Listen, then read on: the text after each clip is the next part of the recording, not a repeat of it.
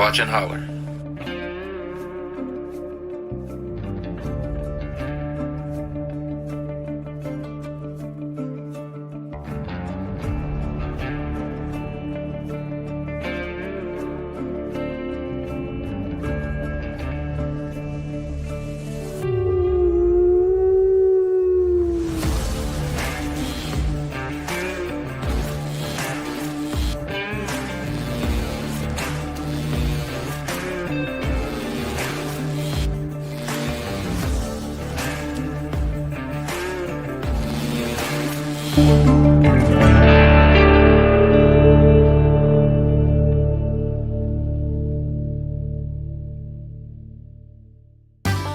Please like and subscribe. And hit that bell.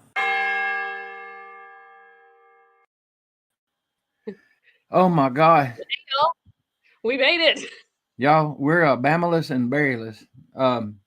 Something, I don't know, it's got to be StreamYard because we did another show link and Amanda came in through that to see if it would work. Gary Spikes, I need your expertise. Is there a way to post this link? Do you know how to post a link where people can join the show, or is that something I have to do? Man, Are you talking about sharing it from for the YouTube link? Sometimes people can share a link and put it in chat and for the show, and then people can join the show from there. Gotcha. Do you have a capability of that? I'm not sure. I can try. I don't know. We're learning, y'all. Bama's mad. Bama, he's mad at you, StreamYard. He's not mad at us, but because we were looking forward to this, and we will do it. And Billy, I did not break it. Y'all, administrator has to share the StreamYard link. Okay. Where would that? Oh, hold on a second. Hold on a second.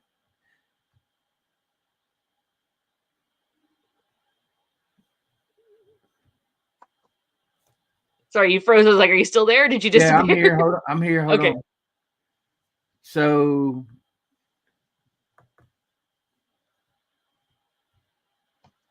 hold on. We're maybe doing something.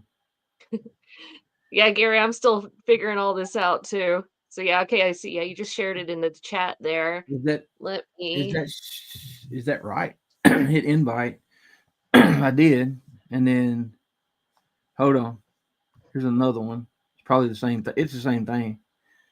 So, all right, y'all give me a minute, okay? Let's try this.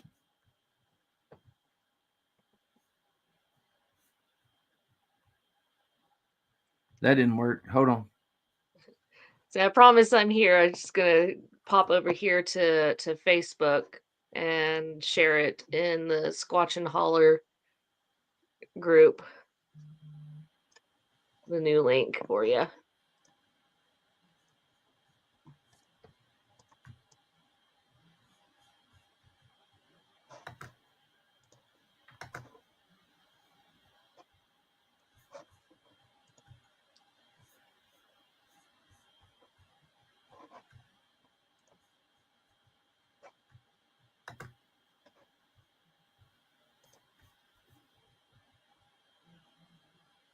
All right, so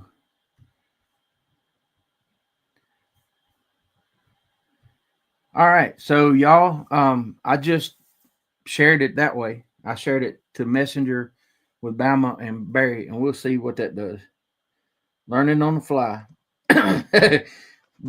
Bama, Barry said he's blaming Larry Porch.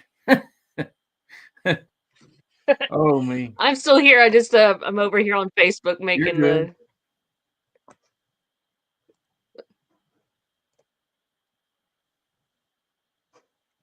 Thank you, Gary. I just learned something. Barry has seen the link. We'll see if it works. I don't know what's wrong. Looky here. We got a bite, y'all. Oh, we got a bite. There's a Barry Browning. Look at, he made it. Oh my God. worked. Oh, wait, I'm still not back. Why is You're there good. I am. Now I'm back. So Bama should work too if he sees it. Yeah. That was weird. I know. Yeah. The brownies are strong today. They don't want anything to work for you. Man, I tell you what.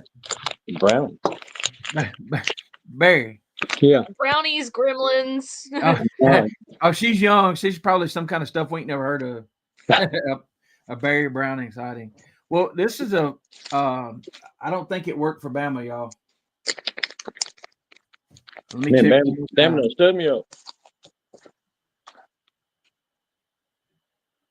But anyway, this is the first time me and Barry officially met. Nice to meet you as well, sir. But You too, ma'am. thank you for coming on. Yeah. Sorry about the technical difficulty, sir. Well, we just gonna blame Larry Porch. So. That was my idea. Yeah. That's what we do when we camp. Him or Spencer. And I had this 13 house ready to go, and you can hear Larry in there. It's a booger. It's funny. But so look, Amanda, Barry has a lot of stuff to talk about, and I have never actually got to talk to him.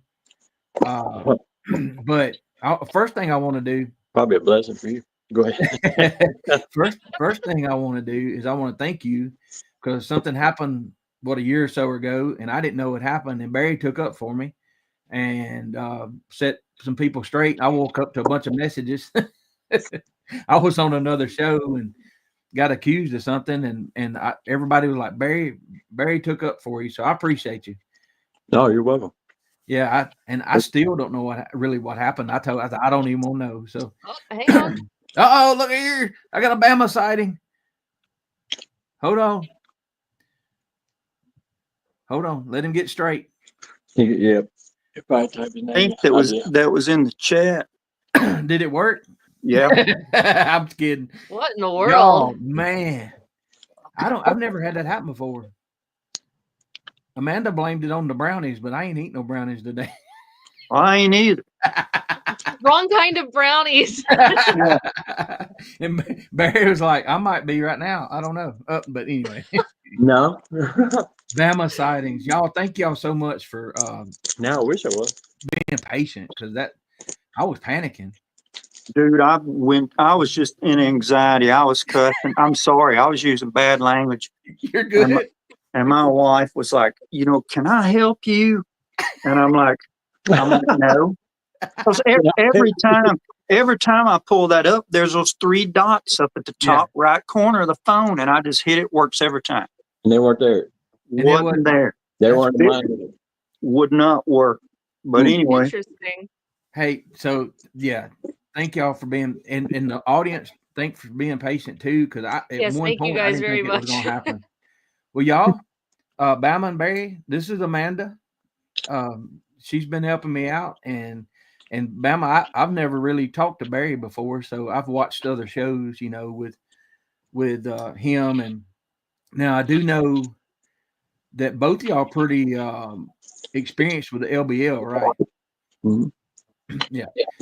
Yeah, let Barry go ahead, and I'm gonna get on the chat here and stuff on my big screen here, okay? All right. Well, Barry, here's one thing I think I've heard you say that I really want to talk to you about. If I'm not mistaken, Amanda, Barry uses paranormal equipment out in the woods, right? No. And I heard you ask Pat, ask Pat that. I did listen to the last show again.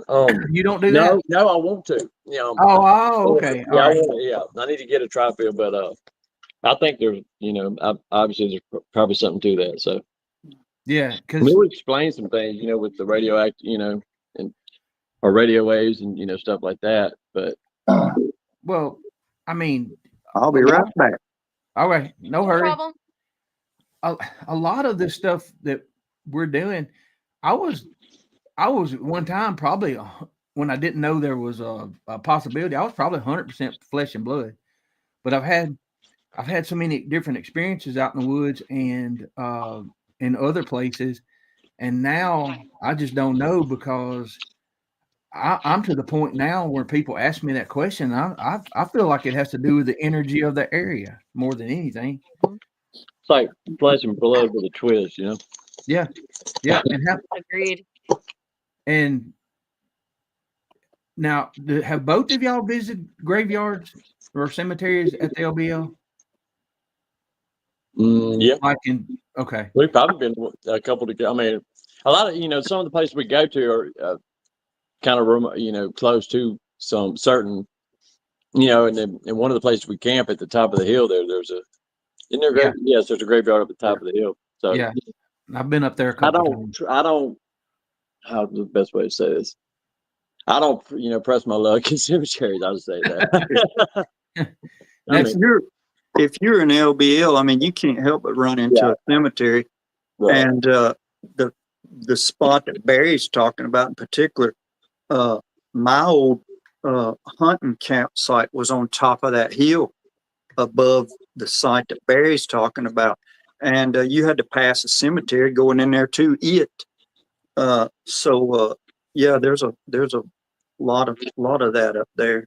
I've got I didn't even know for probably the longest time, probably maybe 6-8 months of camping there, that I was camping between 2 cemeteries and had no idea. Gracious. Well, this thing I just showed real quick here, I grabbed some screenshots because I was wondering. There's more than 270 known cemeteries, so you're correct. Mhm. Good gracious. If you just spread them out, you're going to be close to one. Mhm. Now, let me ask y'all this. Let me tell you this, Roger. Go ahead. The second cemetery that I found, I didn't know it was there, and I was turkey hunting, so I walked out in there for daylight and sat down. And when the light came up, I was sitting in a sinkhole of a grave, and I looked out and I could see sinkholes out there and see old markers out there in the wood. No. Yeah, that creeped me out. And y'all that don't know what he's talking about, in an old cemetery, when the casket collapses, Mm-hmm. the dirt sinks, so it leaves a little potholes looking kind of sort of. Yeah. Oh no, that's great. Well, I know the one y'all talking about it has the bald eagle nest, the one we're talking about. Mhm. We went up there, and I think Bama's the one that piqued my interest on that, because I had went and done some recon early to see where everybody was going. And here's one thing I want to ask y'all. So, as much time as y'all spent there, are there certain areas when we drive through, whether it's at night, in the daytime, going to different places, there are certain areas that have a heavy feeling to it, and then you'll go a mile or so and everything's good, but there are pockets from me that I feel this heaviness or this different energy. Have y'all experienced that? Go ahead, Barry. Thank you, sir. I mean, kind of. You got and I'm not saying that you did this, but I've had to play the game with myself. You can the mystique of LBL can kind of mess with your head if you don't, and it probably does with about all of us at the beginning, and then we have to just kind of learn how to deal with it. I understand exactly what as far as the feelings that you're getting and so forth. I mean, I've felt them. I felt unsafe at the kill site, but I don't so much feel unsafe at any of the other places that we were kind of talking about. But I do, you're on edge because I mean, they're there. I mean, I'm firm believer they're there every time we go camp there. I mean, I believe When you say Barry, when you say they Barry, are you referring to Bigfoot or Dogman or both? both, and probably and a few other things. I can understand that Don't completely. tell who they invited to the party this week. I mean, Yeah. And y'all, I absolutely love the fact that Amanda's never met y'all because she's going to think of questions that, because I mean, I've been on a Bama hunt before in Bankhead National Forest. He's harder to find than Bigfoot. We never did meet up. But anyway, so I have the 13 house. I don't know. We got permission to use it before. We'll get to that later. But when you're with a group and you get evidence like with the trackway or with the audio, and then they take it and go over that, and it doesn't fit the norm, what we would say coyotes or whatever. I do have a question. Have either of y'all ever seen any wolves or wolf tracks in the LBL? I haven't seen any tracks, and I mean I bow hunted there for quite a while until what happened over there. There's times I've heard things and I've thought that it might possibly be some of the red wolves that they have up there, but I've only heard stories and stuff about that. But no, I've never really found any tracks. And I thought, and I'm pretty good at identifying a coyote and a fox and things on that line from trapping and hunting. But I've never seen anything like that. Barry, have you ever run on anything similar? Tracks? No. It keeps popping in my head how they used to say it back in the day. Dog face booger, yeah. Yeah. But not sure, But how you see. It was right there off the trace. Just before you turn into one place we were just talking about. That just on the other side of there's a clearing on the other side of the road, and there's a wood. If you're facing, like if you were coming out of the dirt road and you just went straight across the trace and just ended up right there. There's a little place actually to turn around right there. I mean, there's gravel right there. Now hold up. So we're talking about the same place, and you come out of the drive to the main road, and you take a right. There's a clearing, and there's a little camping or a little spot to pull over. That next left right there. Mm-hmm. That's where the wolf was coming across. The white wolf was coming across that night. That's the spot. And you know how, Bama, dogs, when coyotes or dogs are after something, they're locked on, have their ears are pointed up, and they got that head stretched up. This thing was locked in on something, and probably the campsite with everybody down there. Yeah. And it just appeared, and it was so white that when the headlights hit it, it just, made it look a lot bigger. But, Barry, sorry to interrupt you, but when you said that, I'm like, oh, crap, that's exactly where we saw the big dog. Yeah, probably, I mean, in all honesty, mine was probably, you literally would come out the dirt road for the one that's the further south and on that dirt road, out of the two. But, if you just didn't turn on the trace and you just kind of went across the trace, the little 2-lane road. Yeah. On the other side of that, it's gravel and dirt on the opposite side of the road there. And there's a big clearing right there. Mm-hmm. Right to the right of there, there's a wood line. The woods are a lot closer. And I had kind of walked down there with Skillet and was just walking around, and got up and started looking at structures, and all that. And then I just kind of looked up and I was like, holy cow, what's that? And then it's, and I'm still not sure, but it was two or three things that just had my attention. And I stayed a little, 5 minutes or so, probably 10 minutes, just kind of, because you're just kind of mesmerized at first. You're trying to, and you can't see because, they're, I couldn't see, I never could see any better than I could when I first, had that glance at it. But it was just, it was weird. It was weird, but even mine being where it was, it's weird that you brought that place up because I think the last time we were there, I looked at that little place across from that little turn-in area on the other side of the trace, and I think I literally remember saying it out loud. I was like, I don't really remember noticing that little place right there, Yeah, does it have a picnic table or something and a little turnaround spot? Yep, exactly. Yep. Yeah.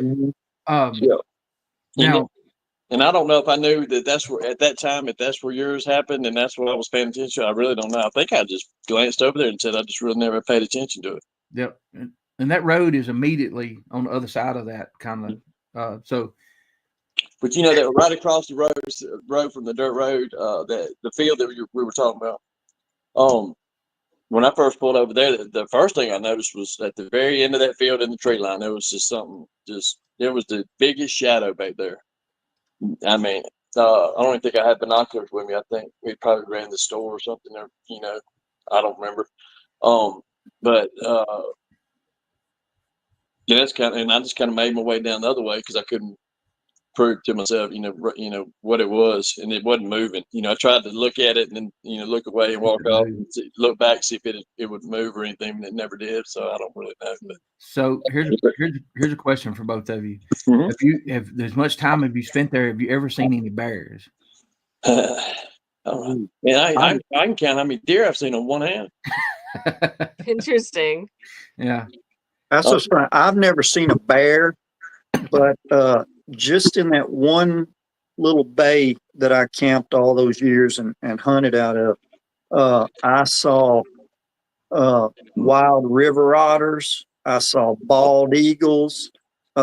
Certain times of year, pelicans and seagulls would even come in there. It was weird seeing a pelican out there, Right. and just, oh man. If I show something while you're talking, just keep talking, because we have a lot of people come in that don't know what LBO is and all that.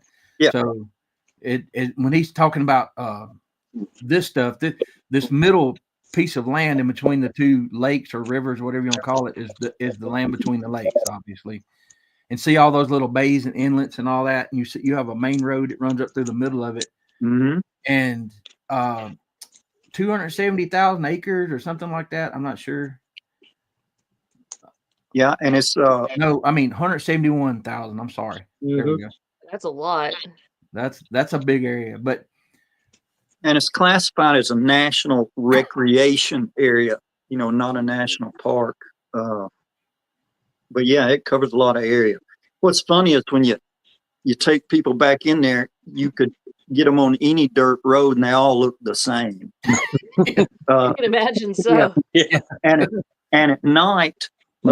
Especially if you're following somebody that knows their way around, you can get, turned around easily. Everything looks the same, especially at night when you're just following somebody's tail lights. but it's for people that don't know. We'll get into it. There's probably more evidence in the group of people that I have met with y'all and than probably any other area. Now, I'm sure there's people that have their own little research areas or whatever that may have found evidence, but you guys were involved in the trackway and preserving of the trackway. We can talk about that a little bit. Barry, you were there. You were there also, right? Go ahead, y'all. We're relaxed around here. Do what you want to. I don't. Barry, you were there when they found the tracks? Mm-hmm.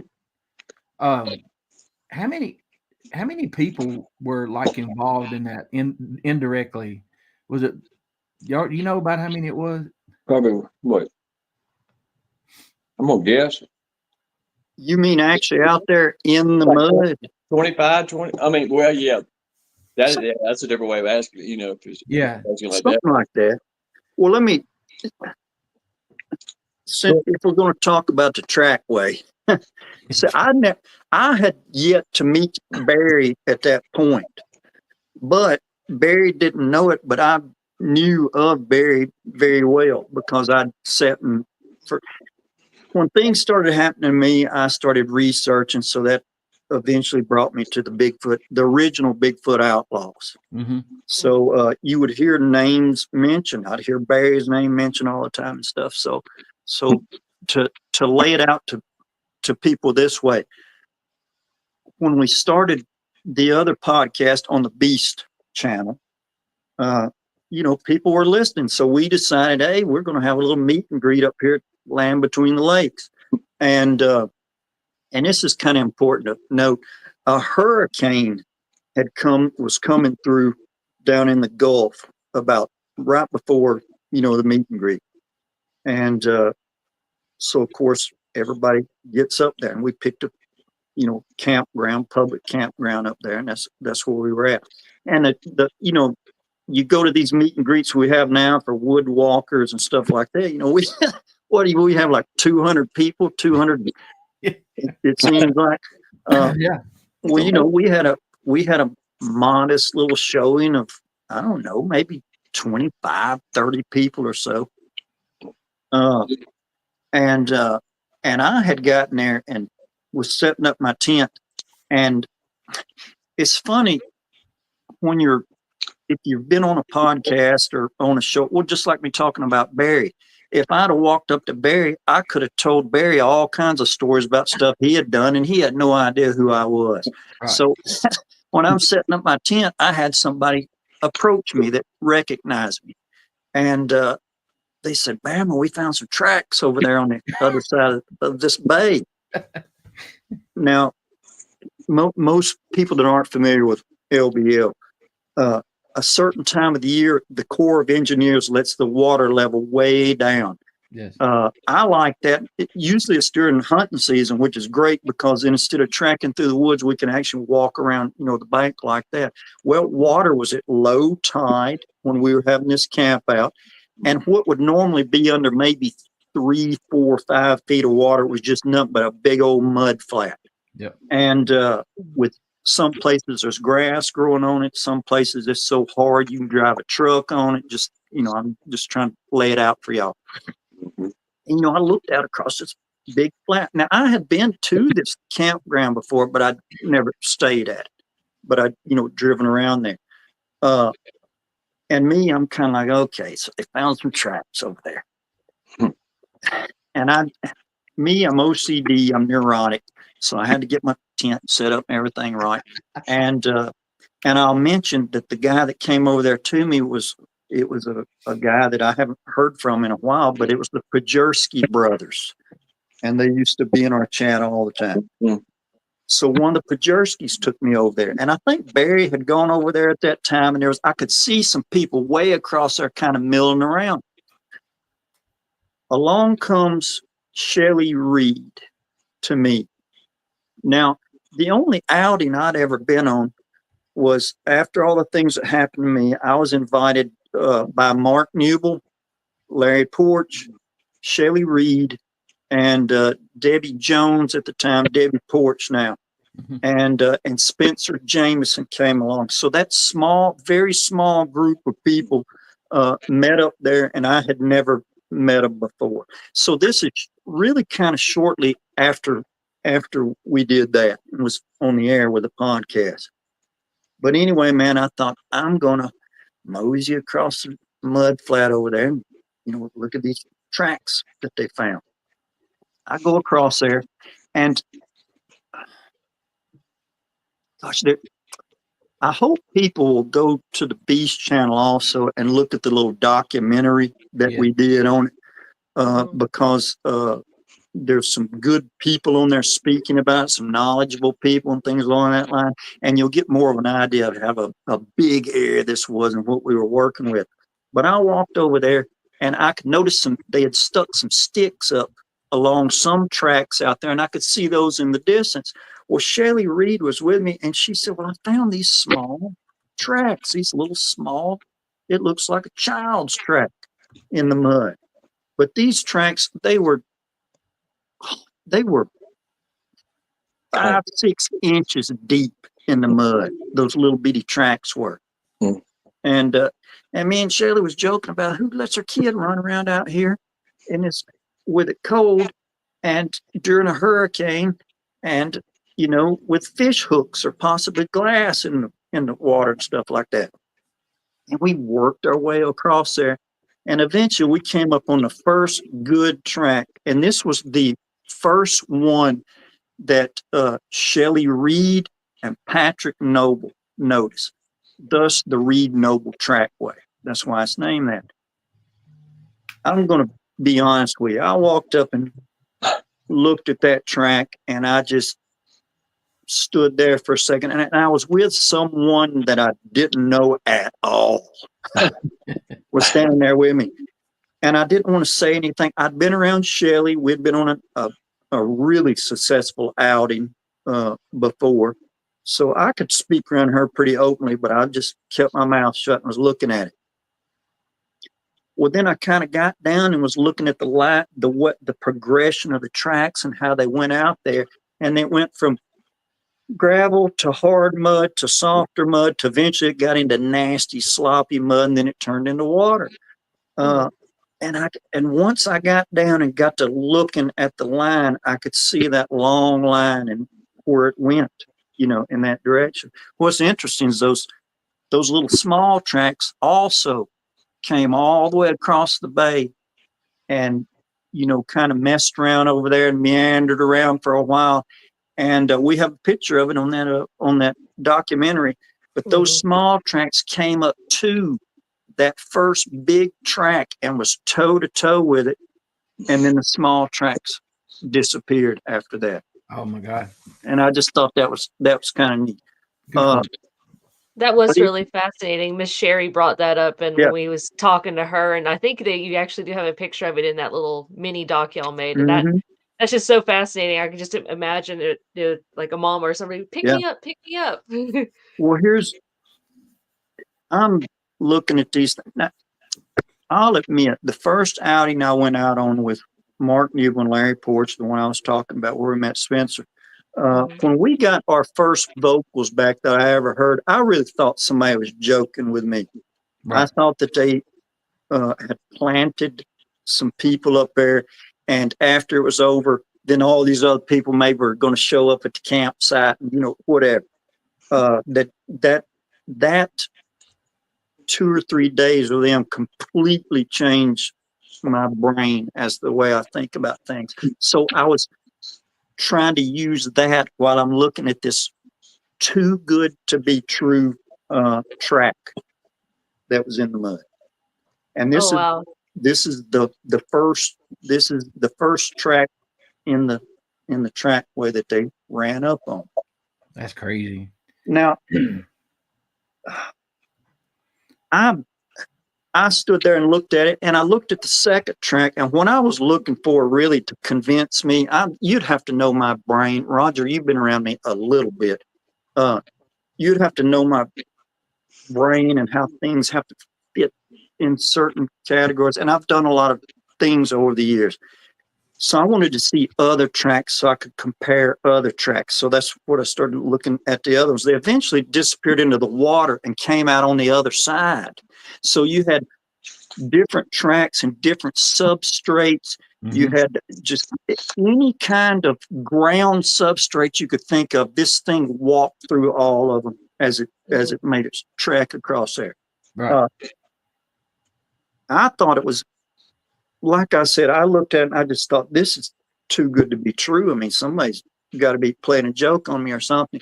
Eventually, when one of the people that I knew a little better came to us, I said, I said, man, I know that this is a camp out and a meet and greet and stuff like that. I said, but man, if somebody's playing a joke or, I'm not saying somebody was hoaxing. Right. I was saying if somebody's just playing a funny joke for everybody to see, I go, man, I don't think this is too cool. I said, because really it's kind of gone on long enough. Nobody said anything about it yet. But anyway, I'll let Barry jump in on it too for a second. But this was the first track, and this was the one that the itty bitty track was in front of. I'm trying to actually get it on the screen here. Well, have you ever heard me talk about the track that I found, or the tracks, and I said the toes look the biggest marshmallows? Yeah. Look at that, y'all. Now, one thing that I keep his hand there holding, that's crazy. And one thing that I keep emphasizing is that these tracks took what was a hurricane from the Gulf. So I could tell looking at them real close that they had filled up with water and things had got in there, and then they had maybe filled up 2 or 3 times. So lots of pock marks and stuff in there and stuff like that. But that was the first track. There's an original of this. Shelley Reed has cast number 1 in the set. Patrick Noble has cast number 2. and I have cast number 3. And I think that Debbie and Larry have 4. So there's only 4 replicas of that original cast. Oh, we have all the tracks cast. I mean, there's a bunch of. The one thing I noticed that confused me, Bama and Barry, and I want y'all's thoughts on this. I saw the tracks from 80 yards away. Okay, now, I'm in a spot where I've been told not to get out by myself, but I'm like, if I'm going to do this, I need to man up and do this, right? So I get out there, and what confused me at first was the different shapes. You had that track there, then you had the other track that was a little more, didn't have that shape to it, a little more narrow, and it was like the little tracks were a mixture between those 2 tracks, so to speak. Does that make sense? Yeah. And that, so do y'all think possibly that is a male, the narrow ones, maybe a female, or possibly? Because they were really different.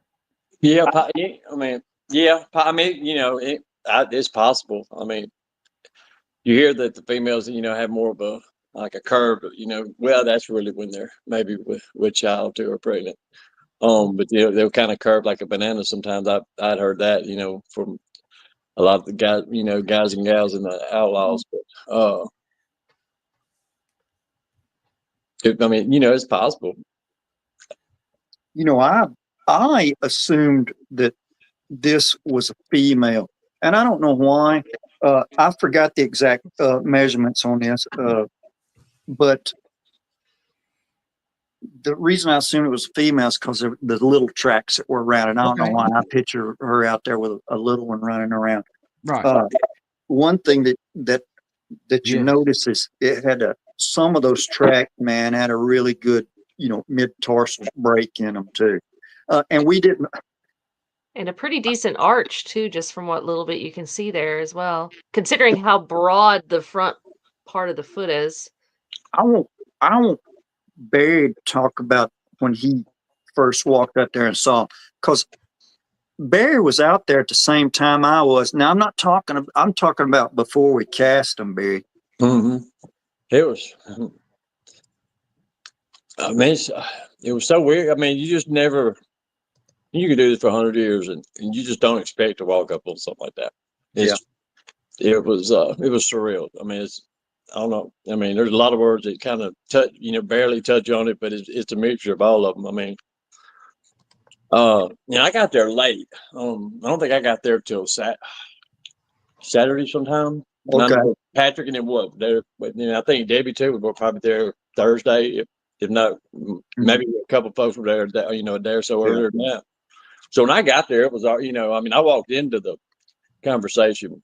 I just went out and bebop with somebody over there and took a look at him, and still, when you sit back and think about it, it will always amaze me, because it would, and it's not a track way like you hear about a track where usually it's going to be at the most 2 or 3 prints, but you really can't. I mean, you almost could.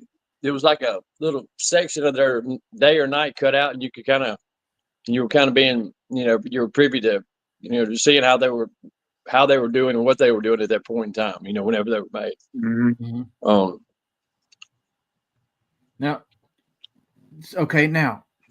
I had no idea about y'all finding this, because I came along late, and I told my Bigfoot story and started helping out with the show and started meeting people slowly, and then I got invited to the meet and greet, and I didn't know anything about the place.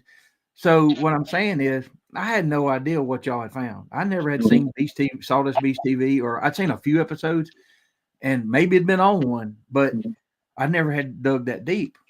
So after this happens, I think Debbie was the first one to contact me, and then other people started. I don't remember who all it was. It was a lot of people. Like, you do realize that this has happened before in the same spot.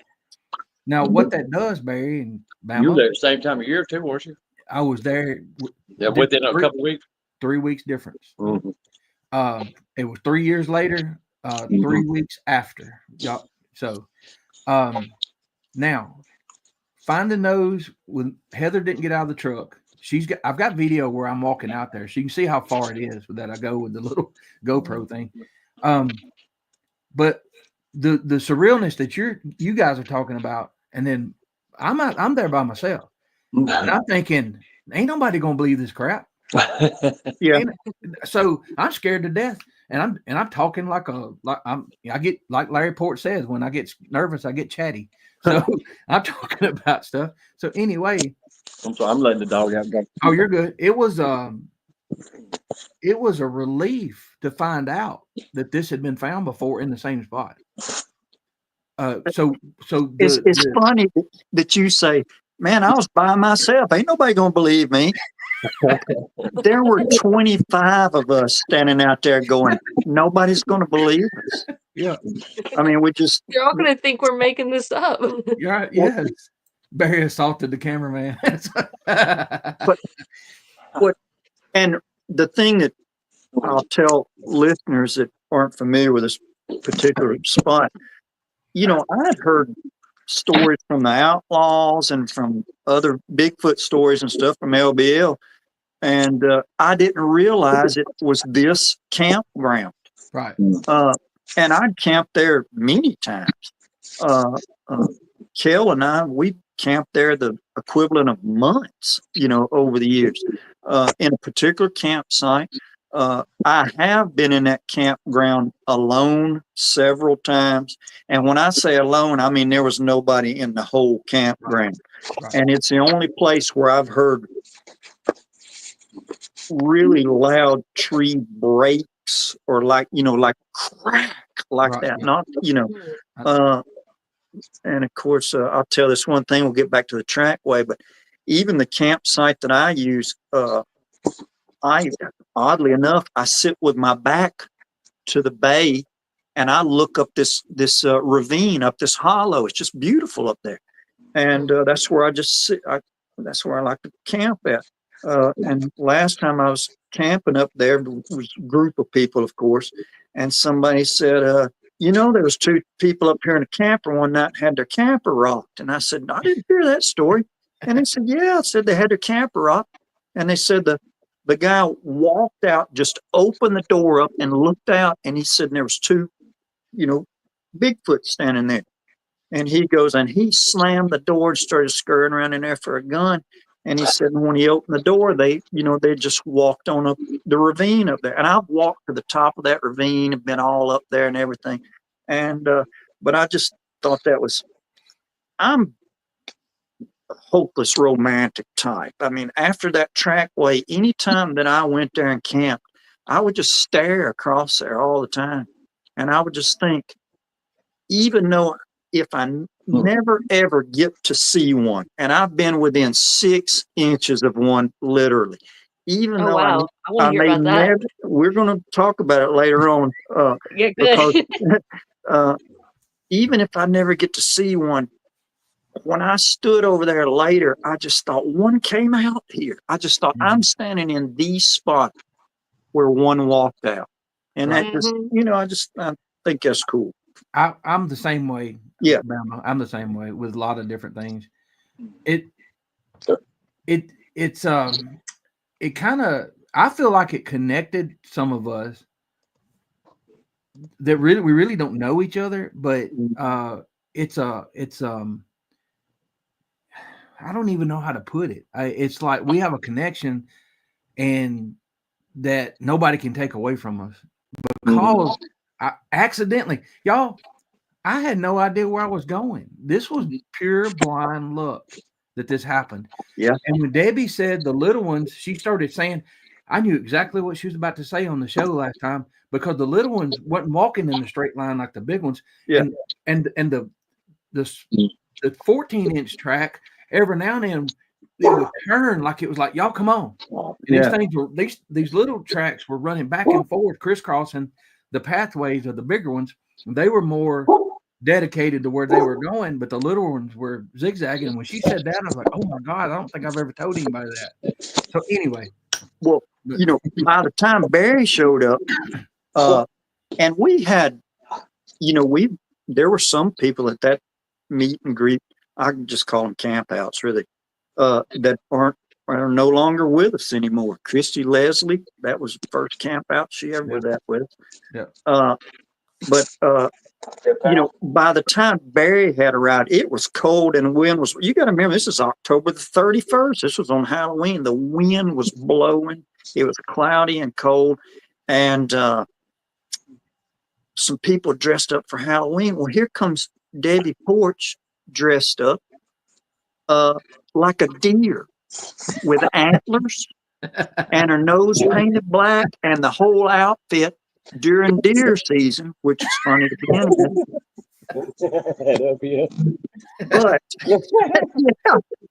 But her and Shelley, I think that was the only two. They piled up in a vehicle and they drove back to civilization. So they drove to whatever town was the closest, and they started trying to buy plaster of Paris, so we could, because they came to me early that next morning and they said, man, we should probably, cast all these tracks. And I said, yeah, I mean, it's funny that nobody had really said that yet, but somebody said, man, let's cast them. So they went and bought plaster of Paris. They went into little places, and I don't even know where all they went to come back with that plaster of Paris. And Barry can tell you this, and this is what I was getting at with you talking about it, connecting us and stuff like that, sort of. There were people out there in mud and wind and blowing wet leaves that were dressed completely inappropriately to even be at a camp out. And those people did not care at all. They were out there wearing suede boots and nice clothes. And I mean, they didn't care. People were smiling from ear to ear, freezing, mixing up dang plaster of Paris and, pouring in tracks out there. And Barry, he had got there by that time because Barry was helping us pour like I've even got some pictures of it. He was helping us pour the first track or first and second tracks, I think even. What you, Barry? Yeah. Oh, yeah. I mean, I helped as much as I could. And I'm gonna tell you why I think when you said that about nobody really said anything about casting them, and I'm not saying anything as far as our group or anything, but we really hadn't. And I didn't know it until we started talking about it after the fact. But we didn't. I don't think a lot of us had I'd never casted a print. A lot of us hadn't casted. So I think it took somebody to say it, and everybody jumped on that train. But we did, and I think if I think, Bama, if we were to run into with the years it's been since then and what we've learned and been through, and individually and as a group, we'd handle that a whole lot different. But because we're just a little more, right, smarter, but we're wiser. We've seen the errors of doing it. Whatever, however, whatever, it may be. But Mark Newble, he said, Mark, bless his heart, I love Mark to death. And he comes to me and he goes, Bama, he goes, I want you to treat this like a crime scene. You sound just like Newbill. You got and see, Mark and I have camped out up there alone by ourselves several times, after that.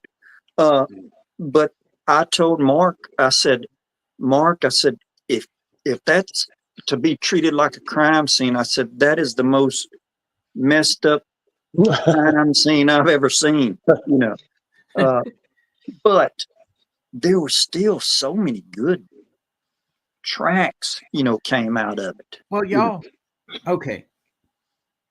But Rob, I got a print sitting here about a foot away from me, ready to show it. Well, show it. Show it. Hey, throw it up there. See it. Do you remember when I casted Bama? Bama said, he goes, you know what, Barry's the last one to decide to cast a print. He's probably going to turn out the best.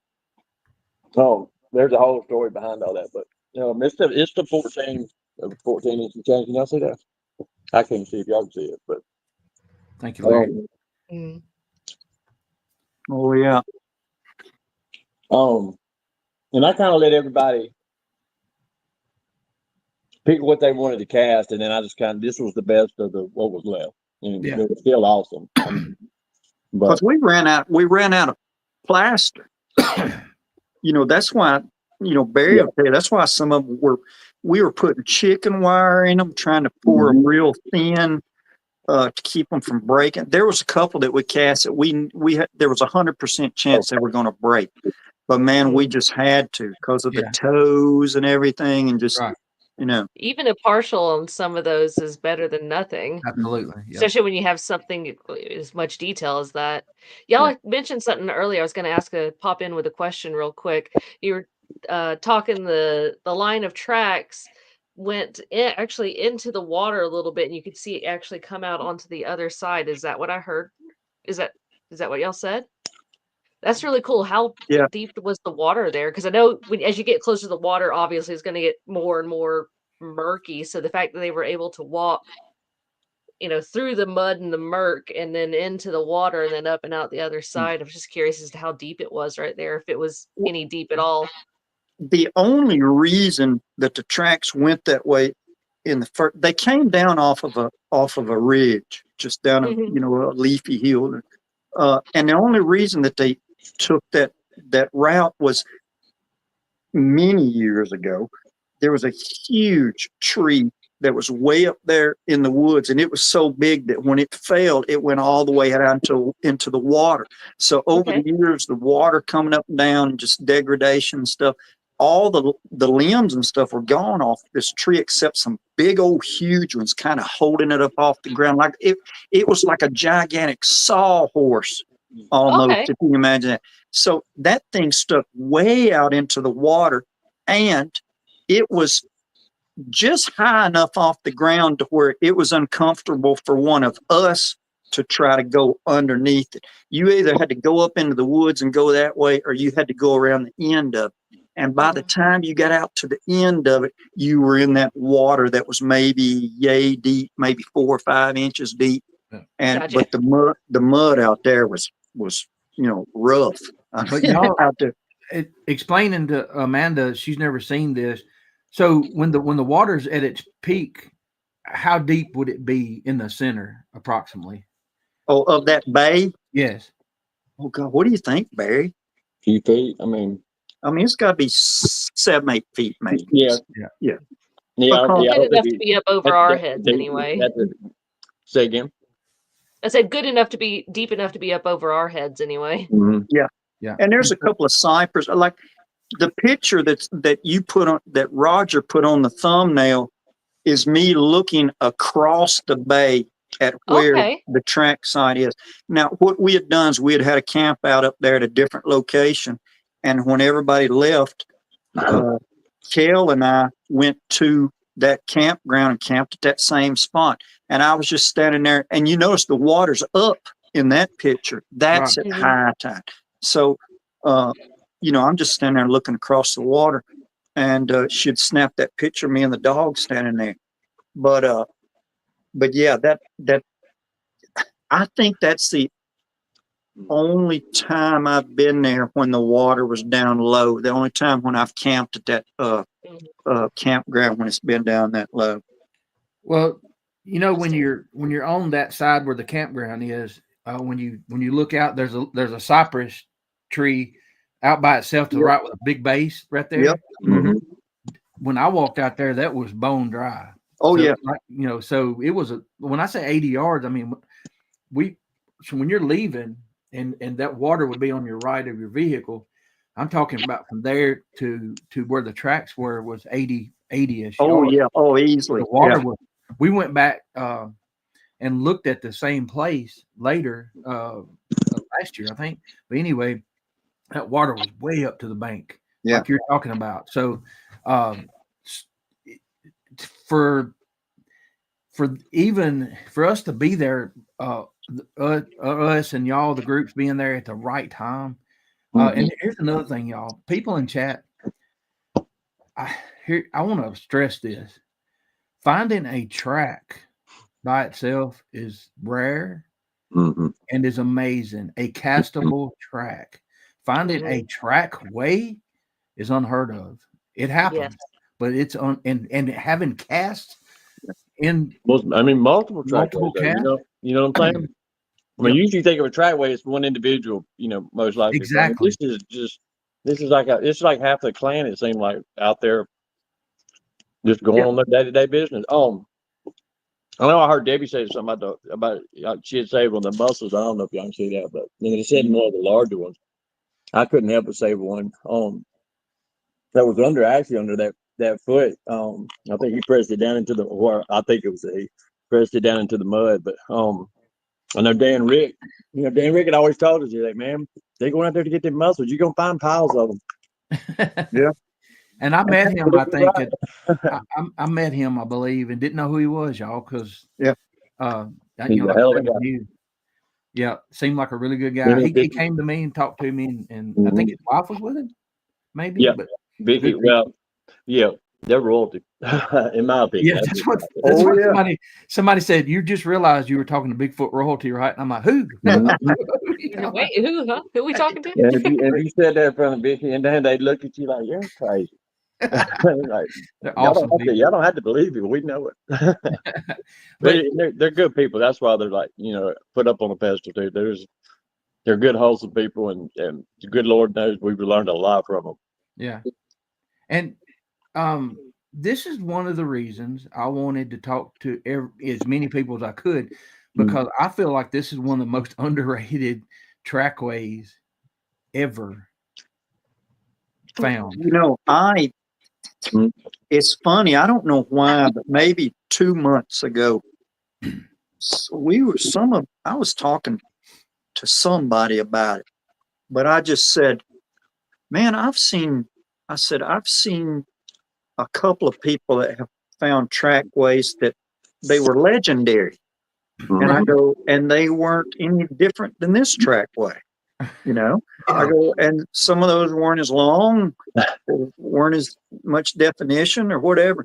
I don't know if it's the way we handled it or just, I mean, we talked about it on our podcast, did a little, we may not documentary on it, but that was, I don't know. That's about it. Yeah, but it was. I agree with you, man. I do. Do you think it's could be a victim of timing, where like if it had been found 15 years earlier, 20 years earlier? Because here's what I found out. I've talked to a lot of researchers, and they'll finally, this audio that we have to play tonight.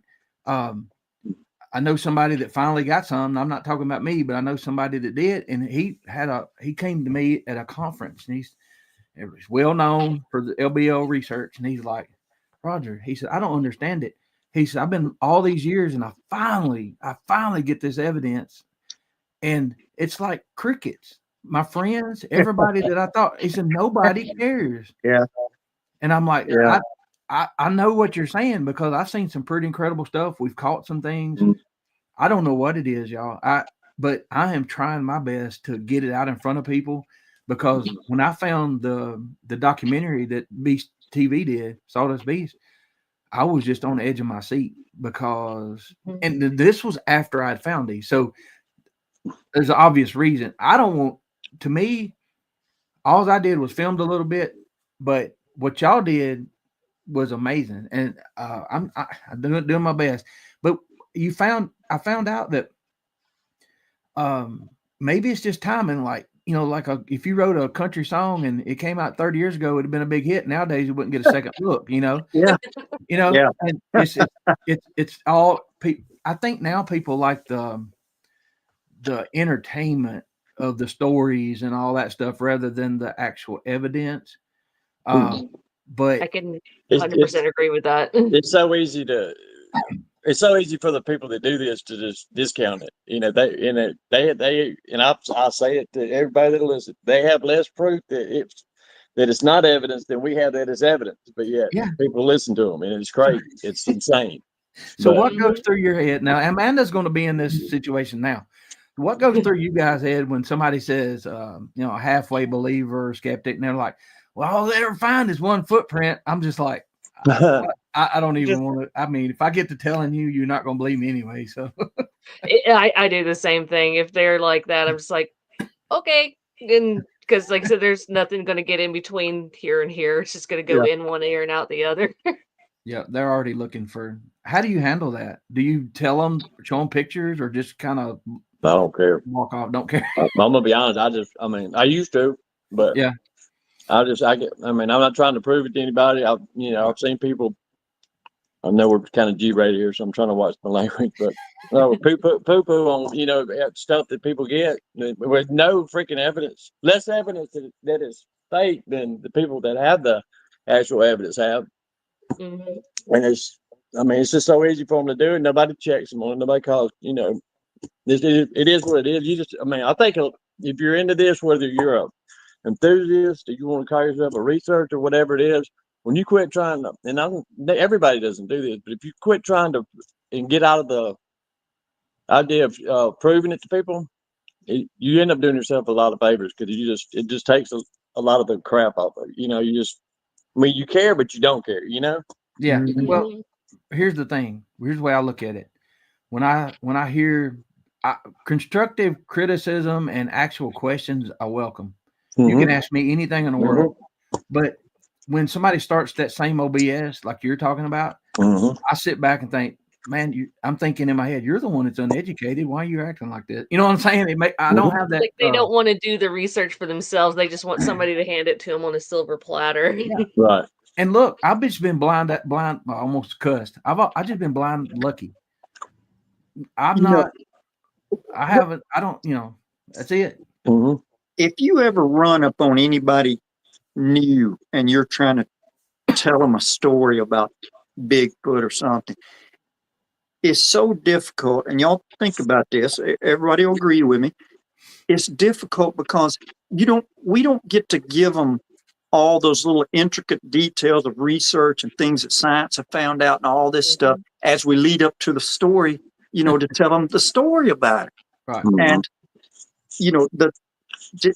the tracks that we found, I had somebody just, send me a text that has never sent me a text before, ever. And told me that that they said that it was a double bear step print is what it was. No. And I just Biggest dang bear toes I've ever seen. well, but the thing is now this is a person that I know they have experience with bears. But the thing was, I said, well, and this is a generic phrase I use all the time. If you had been there, right. What about the other 20 steps that were taken, that we could see? Because eventually the trackway led to where it was walking sideways on a gravel bank. So if you can imagine walking in gravel, how kind of when you step down, it scoots and slides out from under each foot. It did that for 5 or 6 steps before it even got up onto the top of the bank. So there were so many different, things to look at there. And so I hate to go ahead. No, I said I hate to go off on that tangent, but I just you're good. No, that's what we're here for. When I find if somebody posts something, and let me go ahead and tell you this, man, the best things that you're ever going to see or hear as it comes to Bigfoot, you're not going to see nobody post them online. Nope. Nobody's going to post them. They're not going to put them on YouTube. They're not going to put them on Facebook or anything like that. You almost have to, just like the calls and stuff that we use. Right. You don't hear those anywhere. Nope. They were taught. They were grandfathered in and taught to me by somebody that was taught to them by somebody, and that's just the way it is. But there's lots of great evidence out there. Yeah. But just we wouldn't. Me and Mark went in to let Carrie. Carrie was. It didn't. I don't think he set out to do it, but it was going to happen. That I was going to do a call and they were going to record it. We just like nope. We just won't do the calls in. Yeah. And rest in peace. And I love him to death, but Carrie got aggravated at that. But once we explained our side of it, it's like, we'd rather not do a call at all than be those people that let break that that rule that we were all told. You know, You take. I know for a fact if Kumbo's about to do a call, you do a check. They do a check first. You better not be recording this. And So, see, you know what I mean? right. And the first times I'd went out, it's the first time I'd ever heard anybody do an organized call. That's what I call it, an organized call, where they said, we believe this is what, we're trying to get here. This is what we're trying to say. And that was simply a call that had come from Kumbo, or maybe even before Kumbo. But I know that it came through him, and it's just one of the ones we use. But yeah, I'm like you, Roger. If somebody finds something great, I think it's awesome. I mean, I feel like I'm in this with you, man. Yeah. You know what I mean? Yeah. Well, the thing is, Bama, if somebody you don't know, but maybe from the Southeast goes out and they catch the evidence, that just helps all of us. I mean, all of us is trying to tell, share our stories and tell you what's happened. Now, once you get that smoking gun, so to speak, now what you gonna say? Because we've been trying to tell you for years. I mean, and the thing is, most of the time they're the ones that ask. They walk in and ask Amanda all the time. That's what she does. Yep. So, and I don't know, y'all. I'm glad to find the community. You can't find another. I mean, maybe some UFO stuff. And I'm sorry to interrupt you, but you can't find another. Think about it, man. You can't find something that wraps this many people up. It's this big of a mystery. I'm just throwing facts out there as I see them, over the years. And then, you finally get a TV show about it, and they throw 4 of the biggest dweebs that you could find. I'm sorry if I offend anybody with that. That's just my opinion. But they picked out a lot of like-minded people. They picked those goofy people for a reason. I mean, yep, it's made for TV. That's what I tell people all the time. It's made for TV for a reason. It's the entertainment value, not necessarily the educational value. Right. And you can learn just enough to get yourself in trouble. Yes. And that's why, and honestly, I know we take a beating sometimes about the calls. That's what we were, told from the get-go. It ain't, hey, we got something the other folks don't have. No, it's because you can't show somebody that and then guarantee that they're going to use it the right way and be smart with it. Exactly. We used to get accused of going out in the middle of 2 miles deep in the woods and doing Bigfoot calls like idiots. And I went off on a couple of Facebook groups. It's like, I mean, y'all idiots. It's like, well, who would do that? We're sitting beside our vehicle on a road. Yes. Yeah. I was being interviewed a while back on a podcast, and the guy was like, well, now, wait a minute. This don't make sense. You said you turned after 14 years old. You saw that when you turned into a field hunter, but you go out and research at night. I'm like, whoa, wait a minute. We're not getting on a horse and going 8 miles into Sierra Nevadas. We're beside the truck. We're not, and it's pointed out the way we want to go. And there's probably 2 vehicles there because in case one of them has a flat or won't start, So anyway, y'all, I guess we're not clear about that sometimes, but it's like, it's kind of like if some of y'all fish, if you're trolling and you're trying to hit a lot of spots to see where the fish are at or whatever, that's what a lot of people do. They'll get in these spots like LBL and they're like, hey, let's go to the field of the 13 howls, that mysterious place. I don't know where it's at. And I understand why. I've never asked Bama where that's at. I'm not going to ask. Crazy thing? I've been there so many times. I could not take you to it because I'm always riding with somebody. I've had to admit that to people. It's like, man, if you had a gun in my head, you're going to have to go and just shoot me because, we're always there at night. So it's never going to look the same if you go back the next day. I mean, but somebody's asked me where it was that I'm close to, and I was in that. And I was like, I don't know. They thought I was, kind of messing with them. Like, no, you know where it's at. You've been there. I was like, I know I've been there. I said, but I have never. I never dropped me around with Larry. I mean, Larry and Debbie, or whoever it may be. It's funny because that spot. I know you'll get to it in a minute when you play the audio from years ago.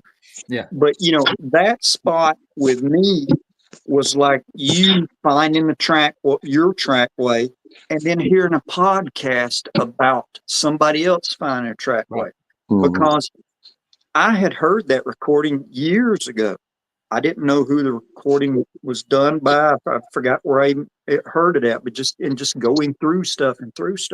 So when I found out that we were at that spot one time, Mark told me, he said, we're the one that took that recording here. And but the place was never named before. So Bama said, we're going to call it the Field of 13 Howls. That's just what we called it, because that's what happened there. And so people that are not aware of it, I wasn't. And when Bama came on, I just started my show. I feel weird calling it a show because, Amanda, I tell all the time, it's like sitting on the back porch drinking tea with friends. That's why we all are. And if we all meet somewhere out in the middle of a field in LBL, that's the way it's going to be there too. I've never met Barry. I've never met Barry that I know of. But if we run into each other, it's going to be like, Did we not meet it? I don't know. The last meeting with the Woodbuckers. I didn't get to go to the last one at Hollins. What about the one before that at LBL? Now, was you at? I stayed in the campground. The other one we're talking about. Oh well, Bama was like, we pulled in and I saw a tent way over yonder away from everybody. And Heather said, "I wonder who that is." I said, "I guarantee you that's Bama." he likes to stay over by. I don't blame him, but we might have. I met so many people. I think it was very, very briefly. But I'm not positive. I was fanboying. I was meeting people and like, oh my God, I've talked to you. Or I've seen you on your videos, and I was the worst one. I still do the same. But it's at first I didn't understand. I kind of got chastised a little bit because I told the location, and Spencer's like, "You don't do that." I'm like, "What?" Because I'm new to the group, right? You don't do that.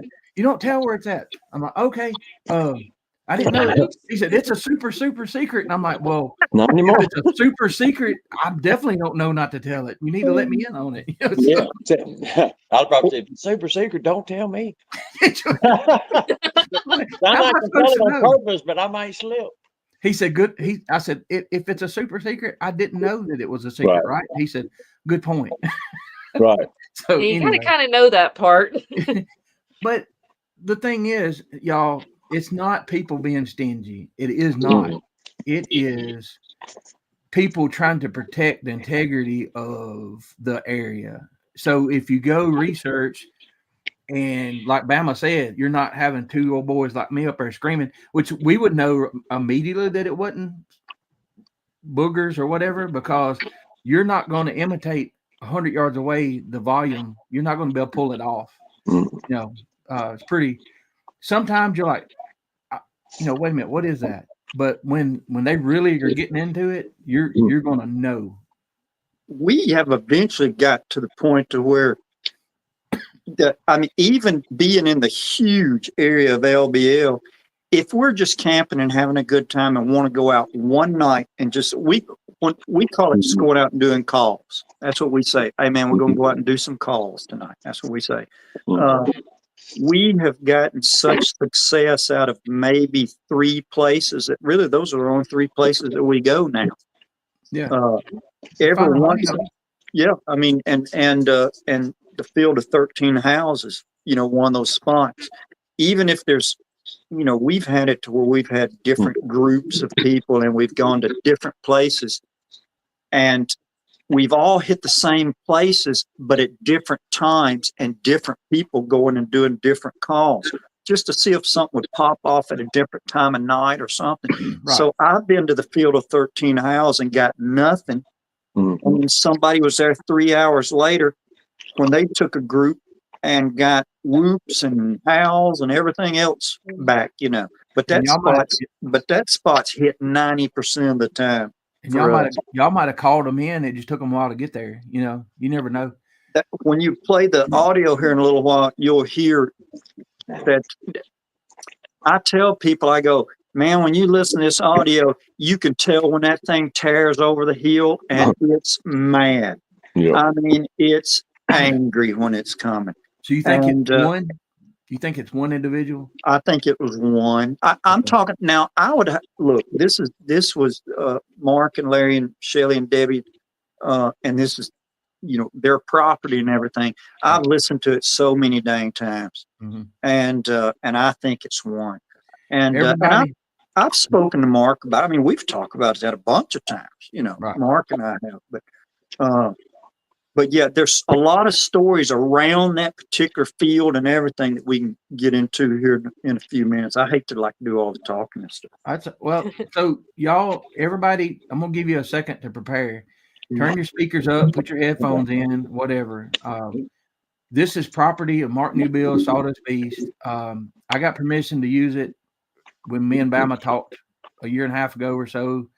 So we're gonna play it. We're not gonna share it with anybody. I can't share it, I don't think. But now when you play it, if it shows on the screen, I want people to know this. They're standing out on a roadway and they're facing a field and they have a FLIR and they're looking at some deer through the FLIR. And if you're showing the audio on there, you'll be able to see the FLIR footage also.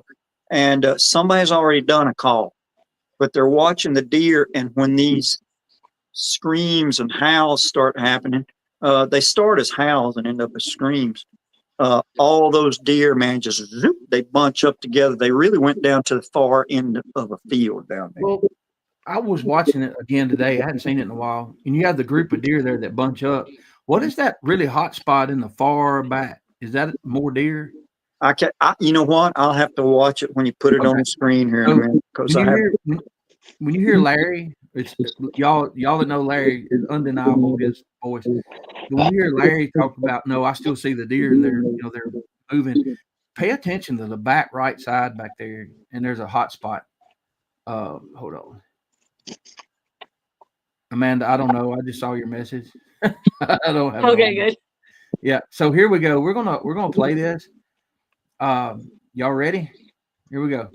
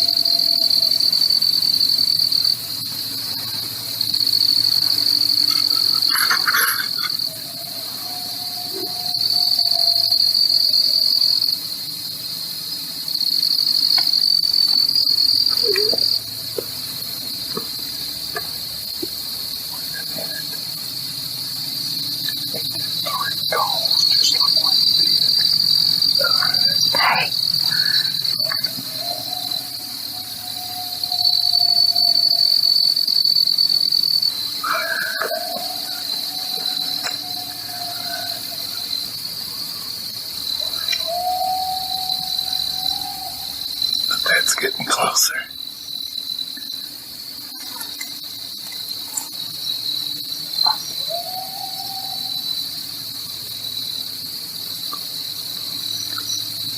It's a booger.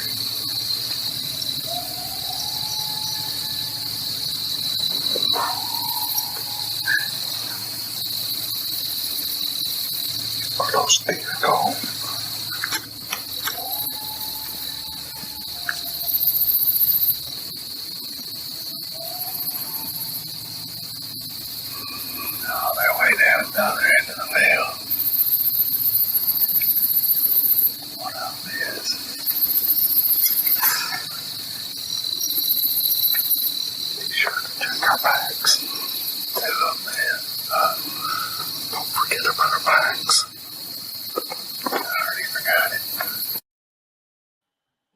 All right. Did you see that hot spot in the far right back there? Yeah. So when the first audio that Mark, wait a minute. Have y'all getting feedback? A little bit, yeah. Okay. That was, I'm not even sure when that was recorded. Did it say permission of Mark Newbill at the bottom or something? It said, well, the date on it was May 12th, 2017. Okay. All right. I don't know It said property of Sawdust Beast on it. Okay. Yeah, that's on Mark. screen. You know, just let me say this, just a little background on that one spot, because we've taken everybody to that spot at night.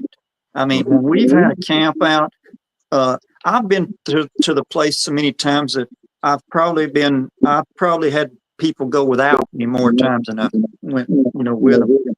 But that I'd heard that recording years ago. And then when things started happening to me and I finally made it to LBL to meet Mark and them, this is where they had us meet them at. But they didn't tell Spencer and I that. So they had Spencer and I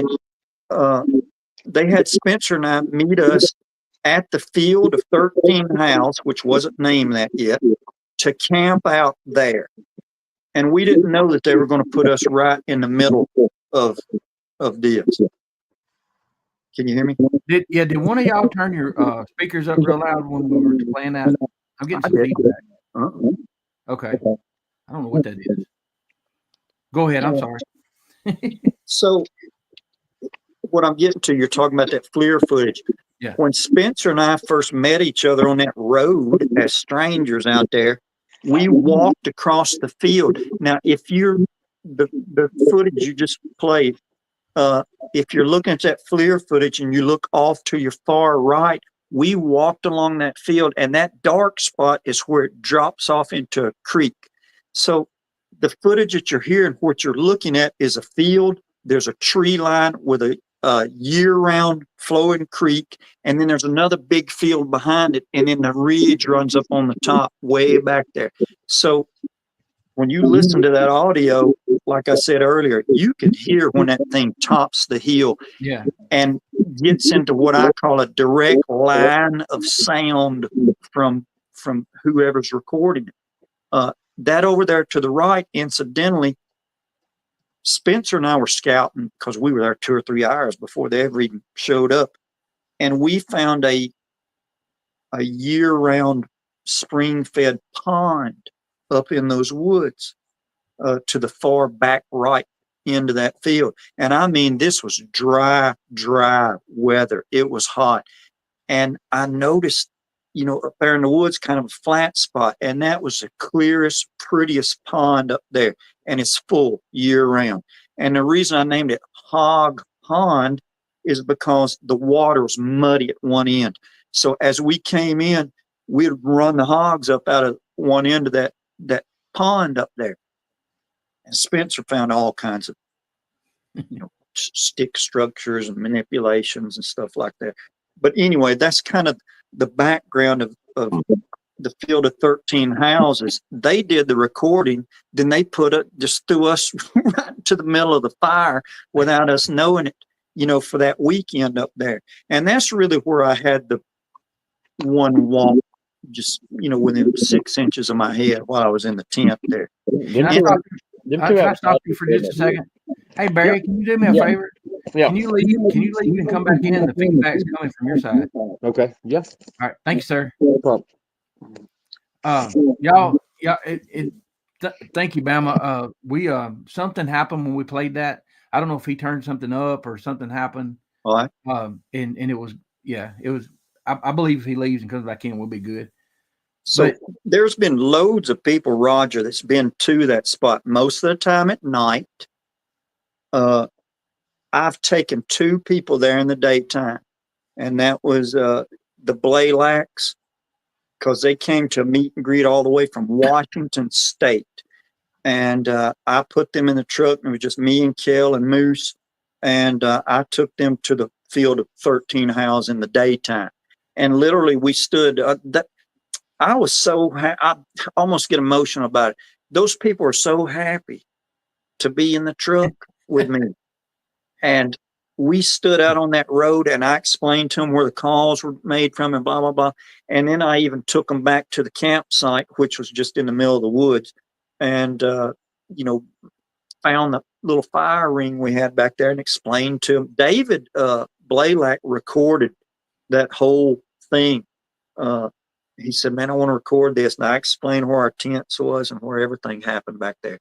But when Barry comes back, we have to talk about when I was a flesh and blood person. You know, I was in that category of believers. In fact, when you joined the Beast group, there was a question: do you believe that these are flesh and blood, you know, creatures? And now I think that anybody that's been in it long enough with us, you know, knows that there's maybe a little more to it. I'm talking about the lights and stuff we see and the metallic noise we hear, you know, things on that line. And But Amanda's never heard y'all talk about the lights or the, I don't know, orbs and stuff like that. So that's another thing. You can go back and look at our interview and with Debbie and all that. mm-hmm. And they've had weird stuff happen to them out there. So anyway, sorry. When Barry comes back, I'm not sure if we were at like a real meet and greet or if we were just having a camp out, but there were several people there, and we were going to go out one night and do calls. Well, and Barry was there. So Barry's in a separate vehicle from me, and we had gone to different locations. Well, as fate would have it, all these cars end up at the Field of 13 house at the same time. Now, when I say cars, I mean, there's like 4 or 5 vehicles, you know, and in each vehicle, we had somebody that knew places to go to and how to do calls and things along that line, you know. And these are small groups, but when you got all these cars together, it was no longer small groups. I mean, it was like, you know, 20-something people. But Barry was out there, and here we are, last stop of the night. We're at the Field of 13 house, and we ain't got nothing going on anywhere else, you know, that we've been to. And we get out there, and as soon as we pulled down that road, I could see vehicles sitting there with their lights on. So I thought, oh, crap. I thought, what in the, you know, world's going on? And I get out, and it's our people. And I just thought, well, we're not going to get a single thing, you know, out here, you know, with these many cars and people and stuff. And of course, we got out, and we're just kind of, you know, milling around out there. Well, I can't wait for Barry to tell this, because Barry's the one that did the call, that caused this in the first place. So we're all standing out there, and this is something that I always tell people all the time. We get out and wait a while normally before we ever, you know, let loose with a call. You know, the vehicles are popping and making the hot noises, and there's things going. You just kind of giving everything a chance to close back in and normalize around you again. And so we'd stood out there a few minutes, and people are kind of whispering a little bit, you know, doing their normal thing. Well, we noticed this bright light up in the sky, like, you know, noticeably brighter than any other stars are, you know, and it's to the point where somebody just goes, oh, look at that light, and everybody's looking at it, and it's slowly moving across the sky, you know. So everybody's throwing in their 2 cents, or what's a satellite? It's a helicopter or something. Now, us being at LBL and in close proximity to, you know, military up there, I thought it might be a helicopter because of the speed and the height of it, because it was low. You know, this thing was pretty low to the treetops, you know, coming across. But there wasn't any noise to it. And is Barry on there? Yeah, he's in the dark. He might be in the bathroom. Okay. No, I was actually headed to smoke a cigarette. He said, Bama's waiting on you. I said, hey, fire one up. I ain't gonna keep Listen, Barry, because I'm telling this because of something you did at the Field 13 house. So we're all out there on the road, and we see that bright light. And Debbie Porch is standing close to me somewhere, because I remember standing there because we were talking about, look at that light up there. You know, how bright that thing is.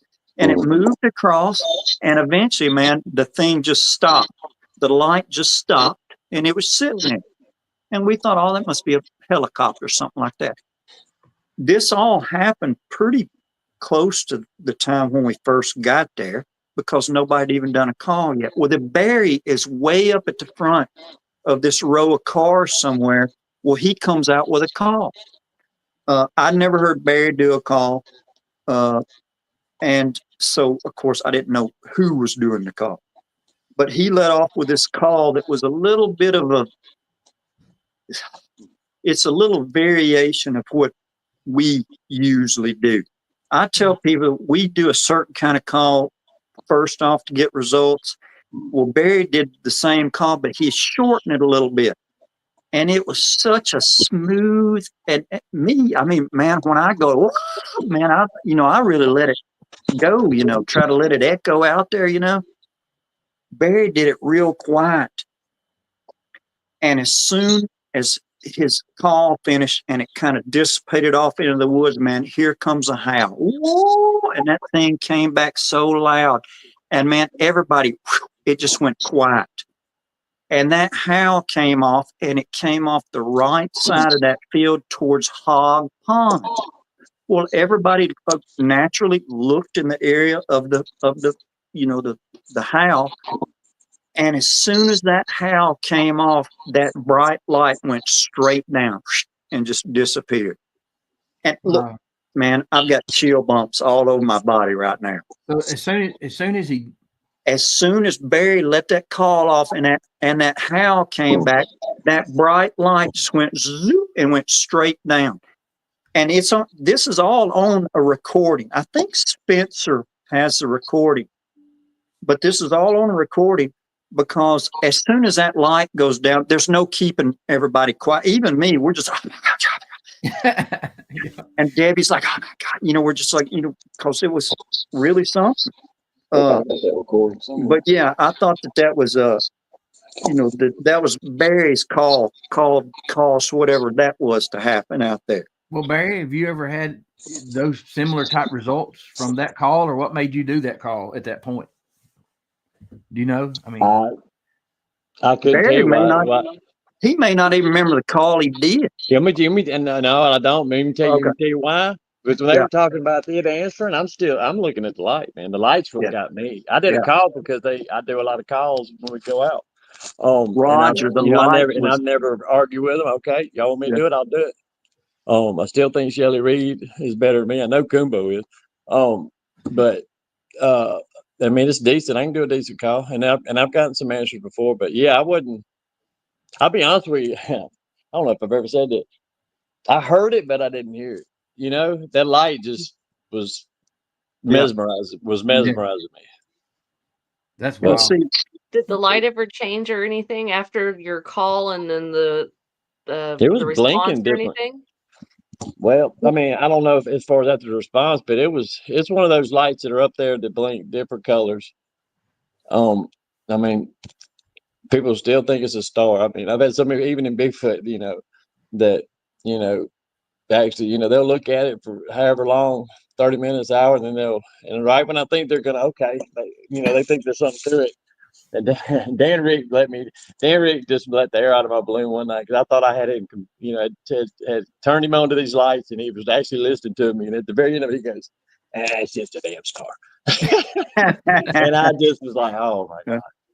But and it's hard to convince people of that, and it's not as quote unquote, I mean, for lack of a better word, it's not as sexy as Bigfoot because you're not getting the calls. Right.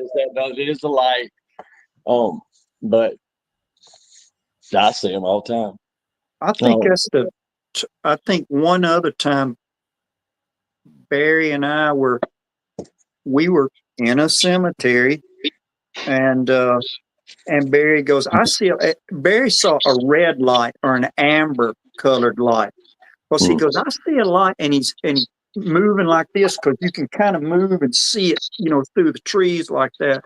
But him and Barry and Mark have, they have found big orbs in the woods, and stuff like that before. Well, see, I've heard y'all talk about at different times, and then I'm starting to learn about the negative ions and the water flow and all that stuff.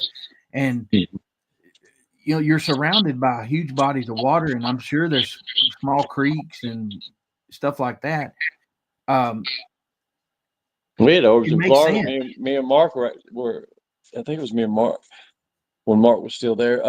We literally were asking it to do things, and it would do it. You go to the right, it would go to the right. You go to the left, it would go to the left. Yeah, it was crazy. I mean, that thing hopped across a tree line, came. Well, hopped over here to this side of the woods. It was directly in front of it. Came down a tree line, then went down behind us. Now we're all turned around. We're just watching it go down behind us, and then went off in the woods. And but he's talking about a big amber colored sphere. Is what I've seen the video, the pictures of. Yeah. No, said it was a sphere, not like a tube or anything. It was a perfect like sphere. a ball. Yeah. Wow. It was a ball, and it looked like it had like a tornado spinning this way, for lack of a better word to describe it. And then it had something spinning this way and they would intersect. Not so much in a cross, but more of a plus type. But they were always moving kind of like that. If y'all can imagine that. Mm-hmm. Yeah. You can see faces in that darn orb. It's on the Marsh channel on Sawdust Beach. It is. Orb, yes. Mm-hmm. What was that? 3 or 4 years ago? Well, maybe longer than that. It ain't been that long, but it talks about orbs. Yeah. It talks about, you're right. It may be 2 and a half years ago, but it says orbs in the top. Never before seen footage. Yeah, I think that's what it says too. He's got 45 seconds of it looped one time. I think it was for a minute and a half and it's probably some of the best orb footage that we took. But we recorded it on 168, 4 or 5 nights in a row, and probably over 20 people saw that orb.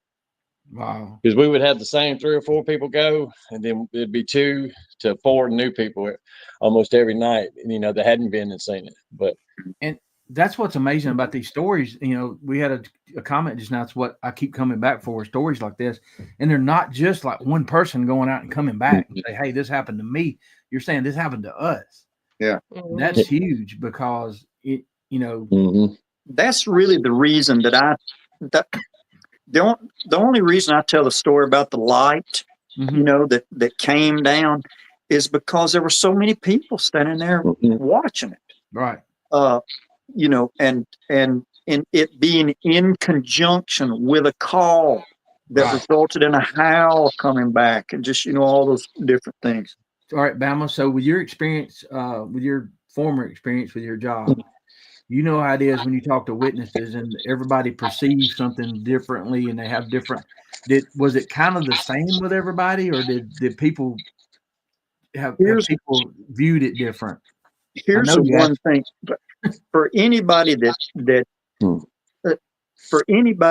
interviews people or is getting a story from a person, and I'm not talking about me going out and interviewing Bigfoot witnesses and stuff like that. I've interviewed tens of thousands of victims over the years. Right. And this is one thing I tell people about eyewitnesses or witnesses. They will forget details of things that they've seen and things that they've heard, but they'll never forget the details of how it made them feel at the time, the emotion of how it made them feel at the time. And that was the thing about being out there that night. It was like when the howl came back, that was kind of startling enough for some. I always get startled because I'm always surprised when something comes back, Same here. But when Barry let the call off, and then the howl came back, Barry was at the front of this line of cars. So basically, you can picture this: we're all facing this field, and when Barry let off the call to my left, everybody kind of turned and looked at Barry. And then when the howl came back to the right, we've been watching that light. Everybody turned that way, and I can remember people gasping, just in the darkness. It was just a noticeable, and then all these whispers and stuff. And that's what you really remember. And that's what I look for in people, in some of these stories. People don't realize how dark it is out there till they get out. Dude, I've got audio of Mark come up to me and go, "Have you seen Barry?" Yeah. And I was like, "What?" He goes, "Have you seen Barry?" And I think he went that way, and I never dreamed he didn't know it was me. He turned around and walked off, still looking for me. And man, I don't forget who was with me. May have been Towns. We're just dying. We just start just cackling and laughing, And then he goes down to the next group of people, and he goes, "You hear me again? Have you seen Barry?" Look, right here. That's why I love this group. And I told Spencer early on, and we were talking. I'm like, I take the subject seriously, but I don't take myself too seriously. And I'm like, Bama, if we have something happen, I still get tore up. Like, like, oh my God, I can't believe that just happened. Because it's not. We have people. There are people that try and try and try, and they don't have things happen. But there again, some of these places that I've been lucky enough to be included in are hotspots, no doubt. So, you know, you can go scream all you want to out somewhere that there's nothing there. You're not going to get a response. For anybody that's got a bunch of tattoos or been in a wreck or some type of pain or something, the human body forgets pain quickly. I mean, after a period of time, you forget how severe a pain was that you were feeling or something.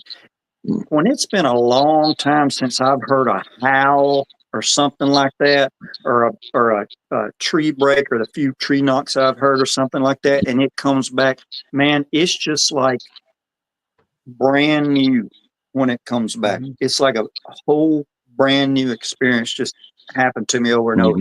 And then after a while, that one kind of wears off, and then, you know, you got to go and try to find the next one, you know.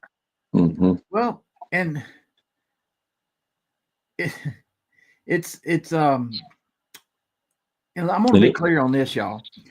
With Barry and Bama, I'll probably agree with this.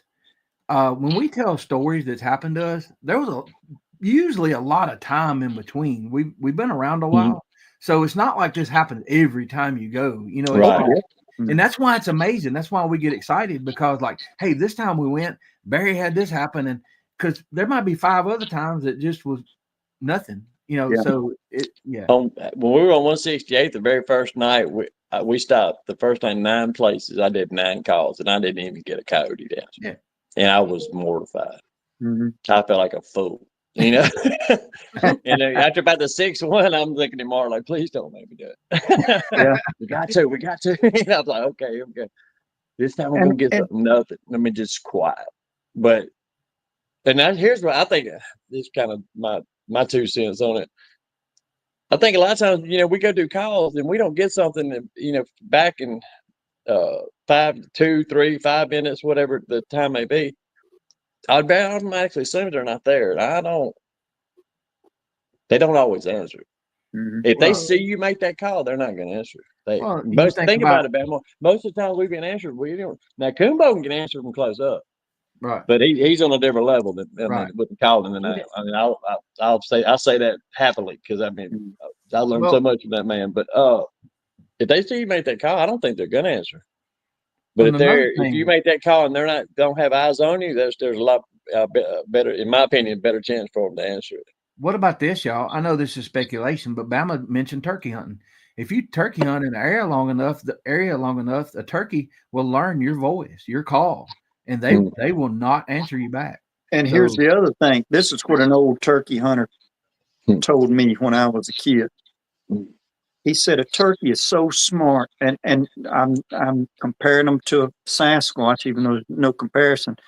He said a turkey's so smart. He goes, you could dig a hole and get down in a hole and call.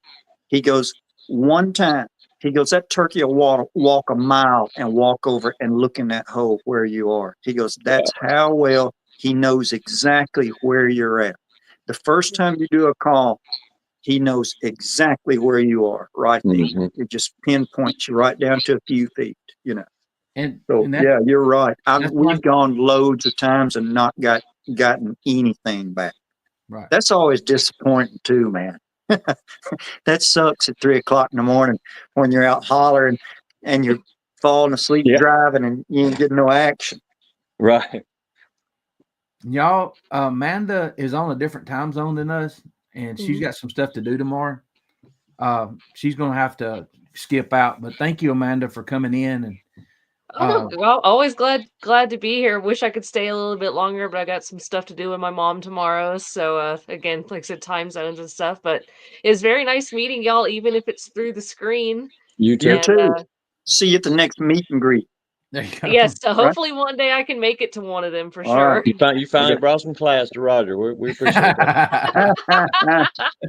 Yep. No, you do a good job. Y'all are good together. Well, thank you, boys. I'll holler at you later. All right. See ya. Thank you. Y'all, let me see if I need to. Oh crap! I removed Bama. Hold on. Sorry, Bama. That's all right. I'm old. I was about to go on to bed. It's my chance. Well, I know I don't keep y'all too long, but and look, I understand more than anybody that there's so much we could all talk about. So anytime y'all get ready to go, and we've barely touched the tip of the iceberg, but Shoot, I love talking about it. I don't, I do too. I purposely don't do it a lot, but when I do it, I mean, when I can talk from daylight to dark. Well, look. And I love hearing everybody's, what's happened to people. Go ahead. Sorry. Well, no, but even though we know what we've all had happen to us, some more than others. I'm the rookie, and but anytime we've been, I'm assuming we've all been through this where we couldn't talk about this stuff. So when you get into a group where there's a lot of people that's listening and we're bouncing ideas off each other, or it's comforting in a way. And yeah, you're right. I can sit and talk about it because it's we're all coming from it from a different angle than most. We're past the point. Are these things real? We're at the point where like, right. Are they? What are they? And why do we have things happen to us when, like you said, Bama? I had a feeling, y'all. I think it has to do with energy and some other stuff too. But we were at a place, we were at Hollins, and there's a lot of people out doing things. And Heather said, "Let's go for a walk." I said, "Not yet. I just had this feeling, not yet. I can't explain it. Not yet, not yet." Finally, it felt like, okay, let's go. Everybody came back to eat, and it was pretty much coast clear, right? And they're out there doing things, and I'm thinking, as a hunter, the activity slows down or goes away, things might come into, just kind of what I'm thinking, Mm-hmm. I turned the phone on, and a couple minutes in, that's when the howl started. And a lot of people are like, man, how come stuff always happens to you? I don't know. I had a little bit of strategy, but I could have done that a million times and it worked one time, right? Could have been luck. It's always a lot of us put yourself in the right place at the right time. I mean, here. I think there's some genetic stuff to it too. Don't get me wrong, but I think if you just keep putting yourself out there, it's just bound. But I can remember thinking. I've told people that it's like, man, I can remember, when I was with Outlaw, running around doing the outlaw camp out stuff, thinking, man, nothing's ever gonna happen. Yeah. And then, I mean, a year and a half later, it wasn't like I announced or anything, but I'm taking a break because I went through the orb stuff in Florida, and then it went through the spirit box at the kill site. When we went live from the kill site, I was like, man, I ain't processed all this yet, Yeah. Well, somebody brought that up in chat earlier tonight. I don't think I've heard all of that story. Would you kind of tell us what happened with that? Because apparently it's pretty creepy. Yeah, Larry Port said I could never come camping with him again unless I got the spirit box and made it come haunt me for the rest of my life. We were messing. Me and John Garrison were messing with it, and they had probably, Larry and Mark had both said it numerous times. Don't ask you nothing personal. Don't ask. Well, you can only ask that thing so many questions, and then right. And then the way that it was set up that we would like now, we almost this is at a cemetery. No, yeah, Roger. This is at a cemetery where Barry's at. Yeah, I mean it's a kill site at LBO right. where supposedly the couple right. Mm-hmm. So I kind of got, I'm gonna be honest here, I've said this before, but I kind of got aggravated because I'd look up and Mark and Larry would leave the table and it's like they'd have an entourage going through the woods. And I was like, y'all see me here by myself with a spirit, but I was like, I wasn't mad, but I was scared, I wasn't scared to, kind of slip that in on them, let them know. Like, really? And next thing I know, I asked him how my cousin died. They told me. Because he was shot. But it was just, I don't know, man. It was. I mean, I'll never. That's one thing I'll never. I don't understand it. I never will understand it. It was just perfect storm for me to even ask you that question. I kind of gotten aggravated. I couldn't think any more questions. And the noise of it, you're out there, kind of like 20, maybe 20, 25 feet away from everybody. That, noise going through it. It kind of wears at you after a little, a few minutes. And I didn't plan on asking it that, but I did. So that kind of freaked me out. And I go back over the table with them and kind of tell them what happened. And I'm looking in. A few minutes later, I'm looking through Mark's Nubel's FLIR, and I keep asking. I was like, he had told me right when I grabbed it that white was hot. Yeah, white was hot, but I'm seeing his black figure. And I keep asking him over and over to the point of the last time he looked at me, he had that look in his face like, man, look, this ain't the first time you used a FLIR. Why are you having a DA attack? Right here on live podcast. Why are you doing it? And I said because what I'm seeing is black. This was live. Huh? This was live? Right. Yes. Oh. Live. We went 2 hours live from the LBO kill site. Wow. Because we're idiots. But it was fun. I will say that. In the middle of a tornado. This was in the middle of this was also during the middle of a tornado storm, a severe thunderstorm. Mm-hmm. Is that on? Do they have that up on Sawdust Beach? Mm-hmm. Then they got a show. Yeah. Then the next week they bring me back on the regular podcast. The Aftermath, I think is what they named it. Which it was a good name for it. But I came on and told basically what happened. But what I saw, the figure I saw though, it wasn't. I describe it the way I always do. I don't remember it having hands. It kind of seemed like it rounded off right there. First time I saw it's behind a tree. Second time, it was still behind a tree, but it looked like it. And I know this is crazy, but it looked like it had melted into the soil. But you could still. It was like it was oil, and you could still see the blackness of it. Yeah. And then, very quickly, I'm right back on it, and it's back up, standing behind another tree, and it's going to the right, but it's working its way closer to it at the same time. Using cover. Pardon? Using trees for cover or something. Yeah, and I think it was just shadow or something, whatever, Yeah. In my opinion, and then for some reason, with the spirit box thing happening and that happening, I'm not saying that any kind of entity did it or if it was just a result of the situation.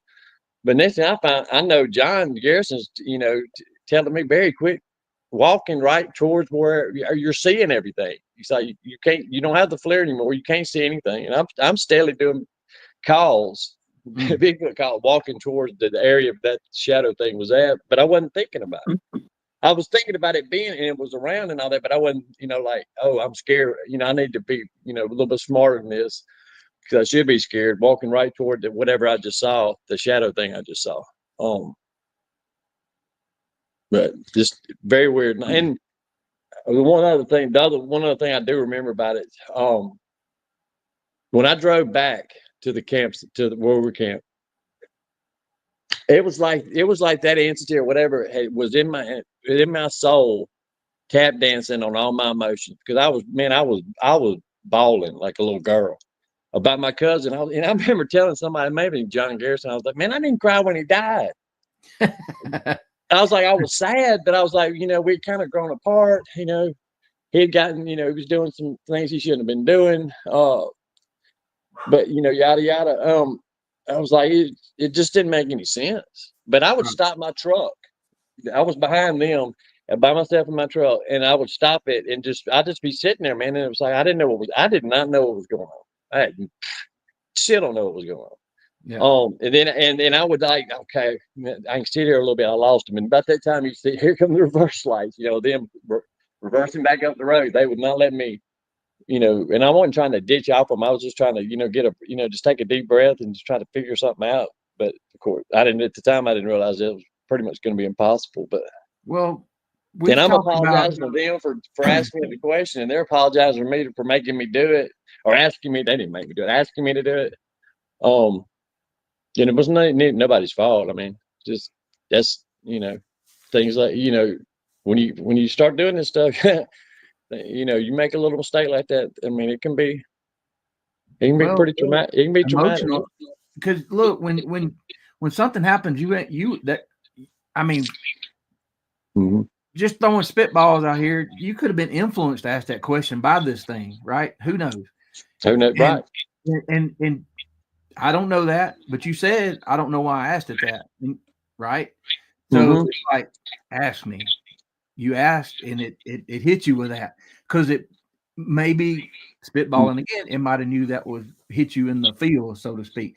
I don't know. I don't pretend to know why these things happen or Right. what causes them, but I know when they do happen, it can hit you in the feelings because maybe you don't understand it. I've had times where, whether it's an energy or what it is, but just get stick to your stomach and your core, where you get that. Bama's probably felt on his former job at times where his other spidey senses have kicked in, and you didn't know why. I'm imagining. I don't know. Maybe it's I, training. I tell people, I go, when the little voice speaks to you, you listen to the Yes, little sir. voice. Yeah. And early on, you'd mentioned about did you ever have any strange feelings at LBL or anything? The only time that anything happened like that to me was at my old campsite. And this was after my hunting buddy and I had our falling out over it and wasn't camping together anymore. And I wanted to go camping somewhere else. I went right back to the same spot. Something told me you need to go back there. I just had to freaking go back. Yeah. And that's the only time that when I let Moose out, the water was way down. He's out there running around. And I pulled my first tote out of the back of the truck, set it on the ground. And when I stood up, I got that feeling of, you do not belong here, man. You Yeah. just don't belong here. I left that time. I told that story a bunch of times. I left and went, and I didn't know my way around LBL then, other than where I hunted at. I went to tiny campground and paid and went and camped out overnight and then drove back home. And guess what happened 2 weeks later? I went right back up there again, same spot. So I had to go. I don't know why. Like you were drawn. It was just, I think it's part of our makeup. it wasn't that thing. We're gonna go back to that stuff. We're so curious and we're so blown away by what happened, why it happened, and all that. And we want to put some answers to it. We know we probably never will be able to answer a lot of it with any clarity, but we try. Are y'all like me when somebody says, "Why do you go out and stay out 1 or 2 o'clock in the morning at night and do this and do that?" And I'm like, I don't know. I've seen one, maybe two. I found tracks. I've heard screams. I've had stuff thrown at us, and I don't know. I don't know why. We get addicted to the rush. Maybe I know I did. I mean, it's just I feel drawn to the. You never. I mean, man. Besides the one where the light, I was watching the light. You do a call or somebody else does a call, and you get that answer. I mean, man. I had one answer at after a Bigfoot conference in Louisiana last summer. It was last summer, yeah.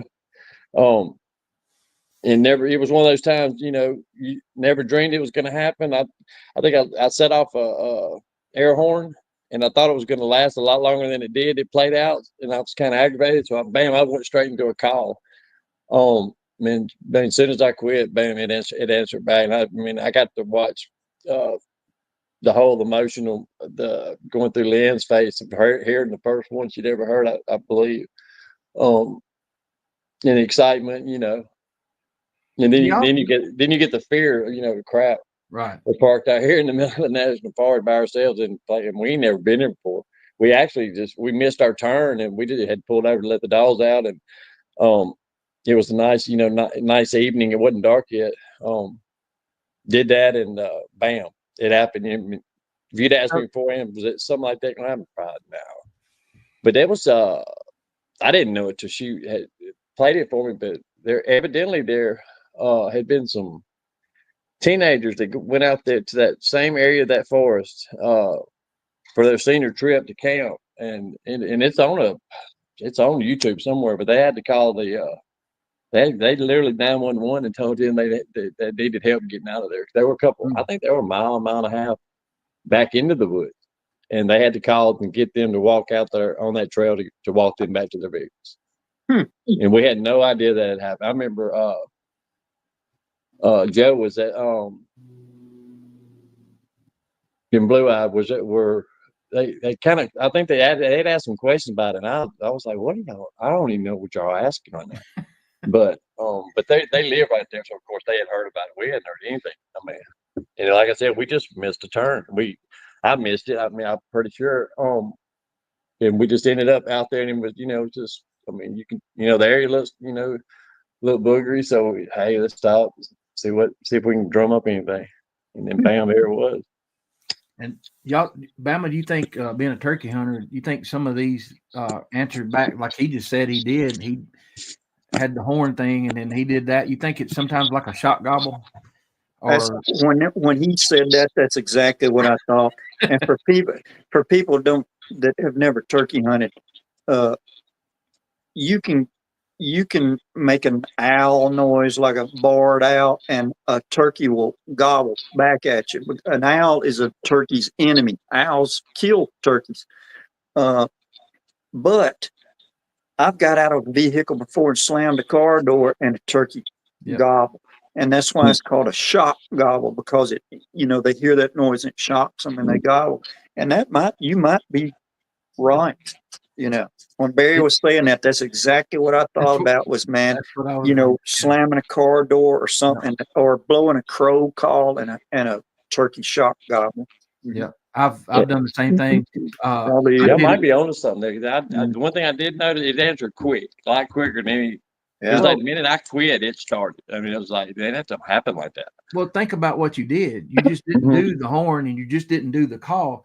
You said, immediately after the horn, I did a call. So you might have confused it, and it may be warning the rest of them. Like, I don't know what we got here, but I've got out before, and people, tell you how you're going to turkey hunt and all this, and I've got out and slammed the truck door.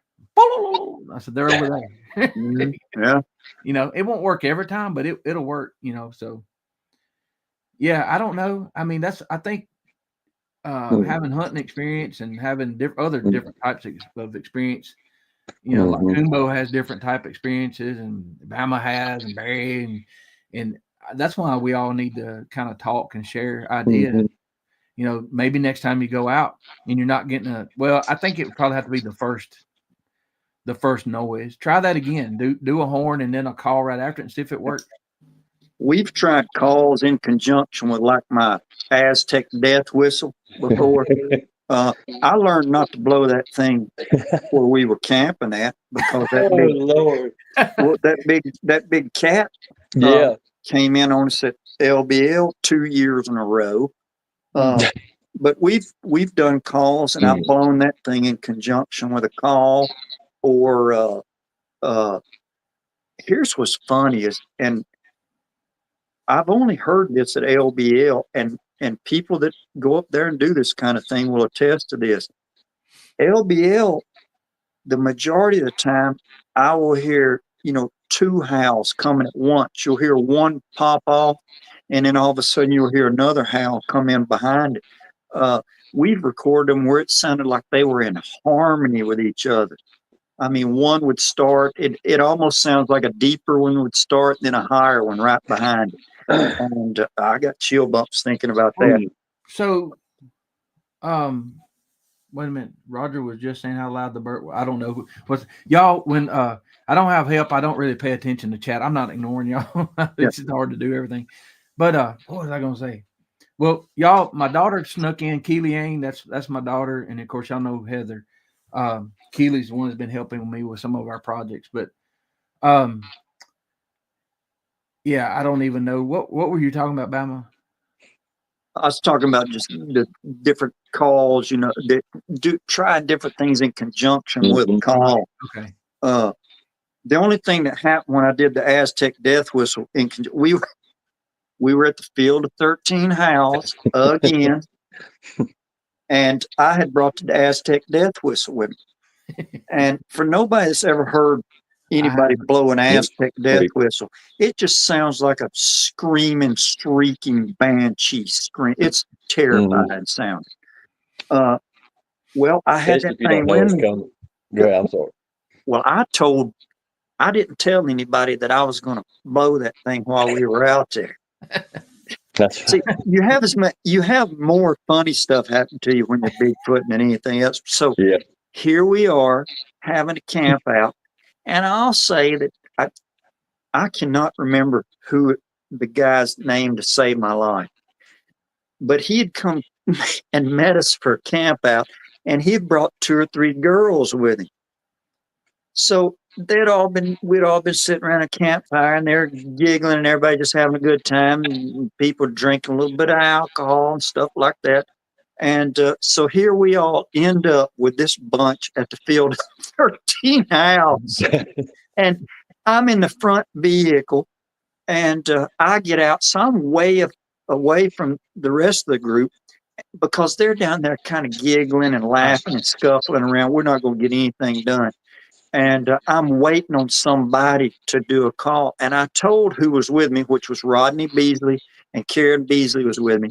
And I said, when they do a call, I said, they're going to do it towards the Field of 13 house. I said, I'm going to blow this Aztec death whistle in the other direction, the field, where we camped at. I said, I'm going to blow it that direction, just see if anything happens. So somebody does a call, and as soon as as the call's coming to an end, man, I'm taking a dang deep breath, and I blew that dang whistle, and it screamed and echoed, and it was dark that night too. And man, when I let that whistle go and it stopped, I could hear running, shuffling footsteps on this road. And all of a sudden, something just hit me, and somebody grabbed me by both shoulders, and they were shaking me in the dark, and they were going, Bama, Bama. They said, did you hear that scream come back? And I'll tell you who it was. No, I'm not sure. I keep on wanting to say it was Mike McSwain, but they grabbed me in the dark, started shaking me, going, did you hear that scream? Did you hear it? And I start laughing, and before I can say that was me blowing Aztec death whistle, they turned and literally just disappeared into the night. It's like, what are you doing? Y'all, You're so scared you're just gonna go out there by yourself. Okay, cool. It was funny. He just took off. As soon as he came and grabbed me, he was gone. And back Look, the one thing you can't predict, let's say if you're new to this and you're like, okay, Bama says, I'm going to carry you here. When you hear how loud these things are and maybe how close it might be, you don't know how you're going to react until it happens. And when you hear somebody was running in the dark, we've had people jump out of the seat at the fire and run to the truck and lock us out of the truck. Yeah, I always carry extra keys with me because I don't want locking me. Yeah, because you don't, and like you said, you don't know when it's going to happen. And then some people go, or they're skeptical, and that's cool. It's always to have skeptics. Bama, I know you're probably. I put words in your mouth all night, but I figured that you're probably as skeptical as I am, and I want to try to figure out whether what I'm looking at or hearing is, Man, I'm an evidence person, and I'm not saying that I have to see one because I've never saw one, but I believe in it because of the evidence. But the first howl that I heard, I absolutely thought that it was somebody,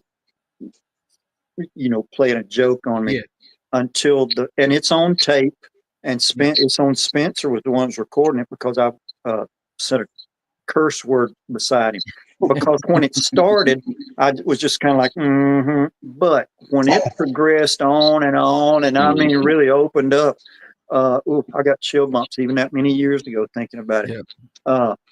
I lost it. It's like if you ride down the road and a car pulls out in front of you, that shock that you get to your system all of a sudden, and it takes that shock a long time to wear off, man. That when that howl hit me real hard, it shocked my system. I felt like my jaw almost locked up. Kind of an electric feeling. It did. And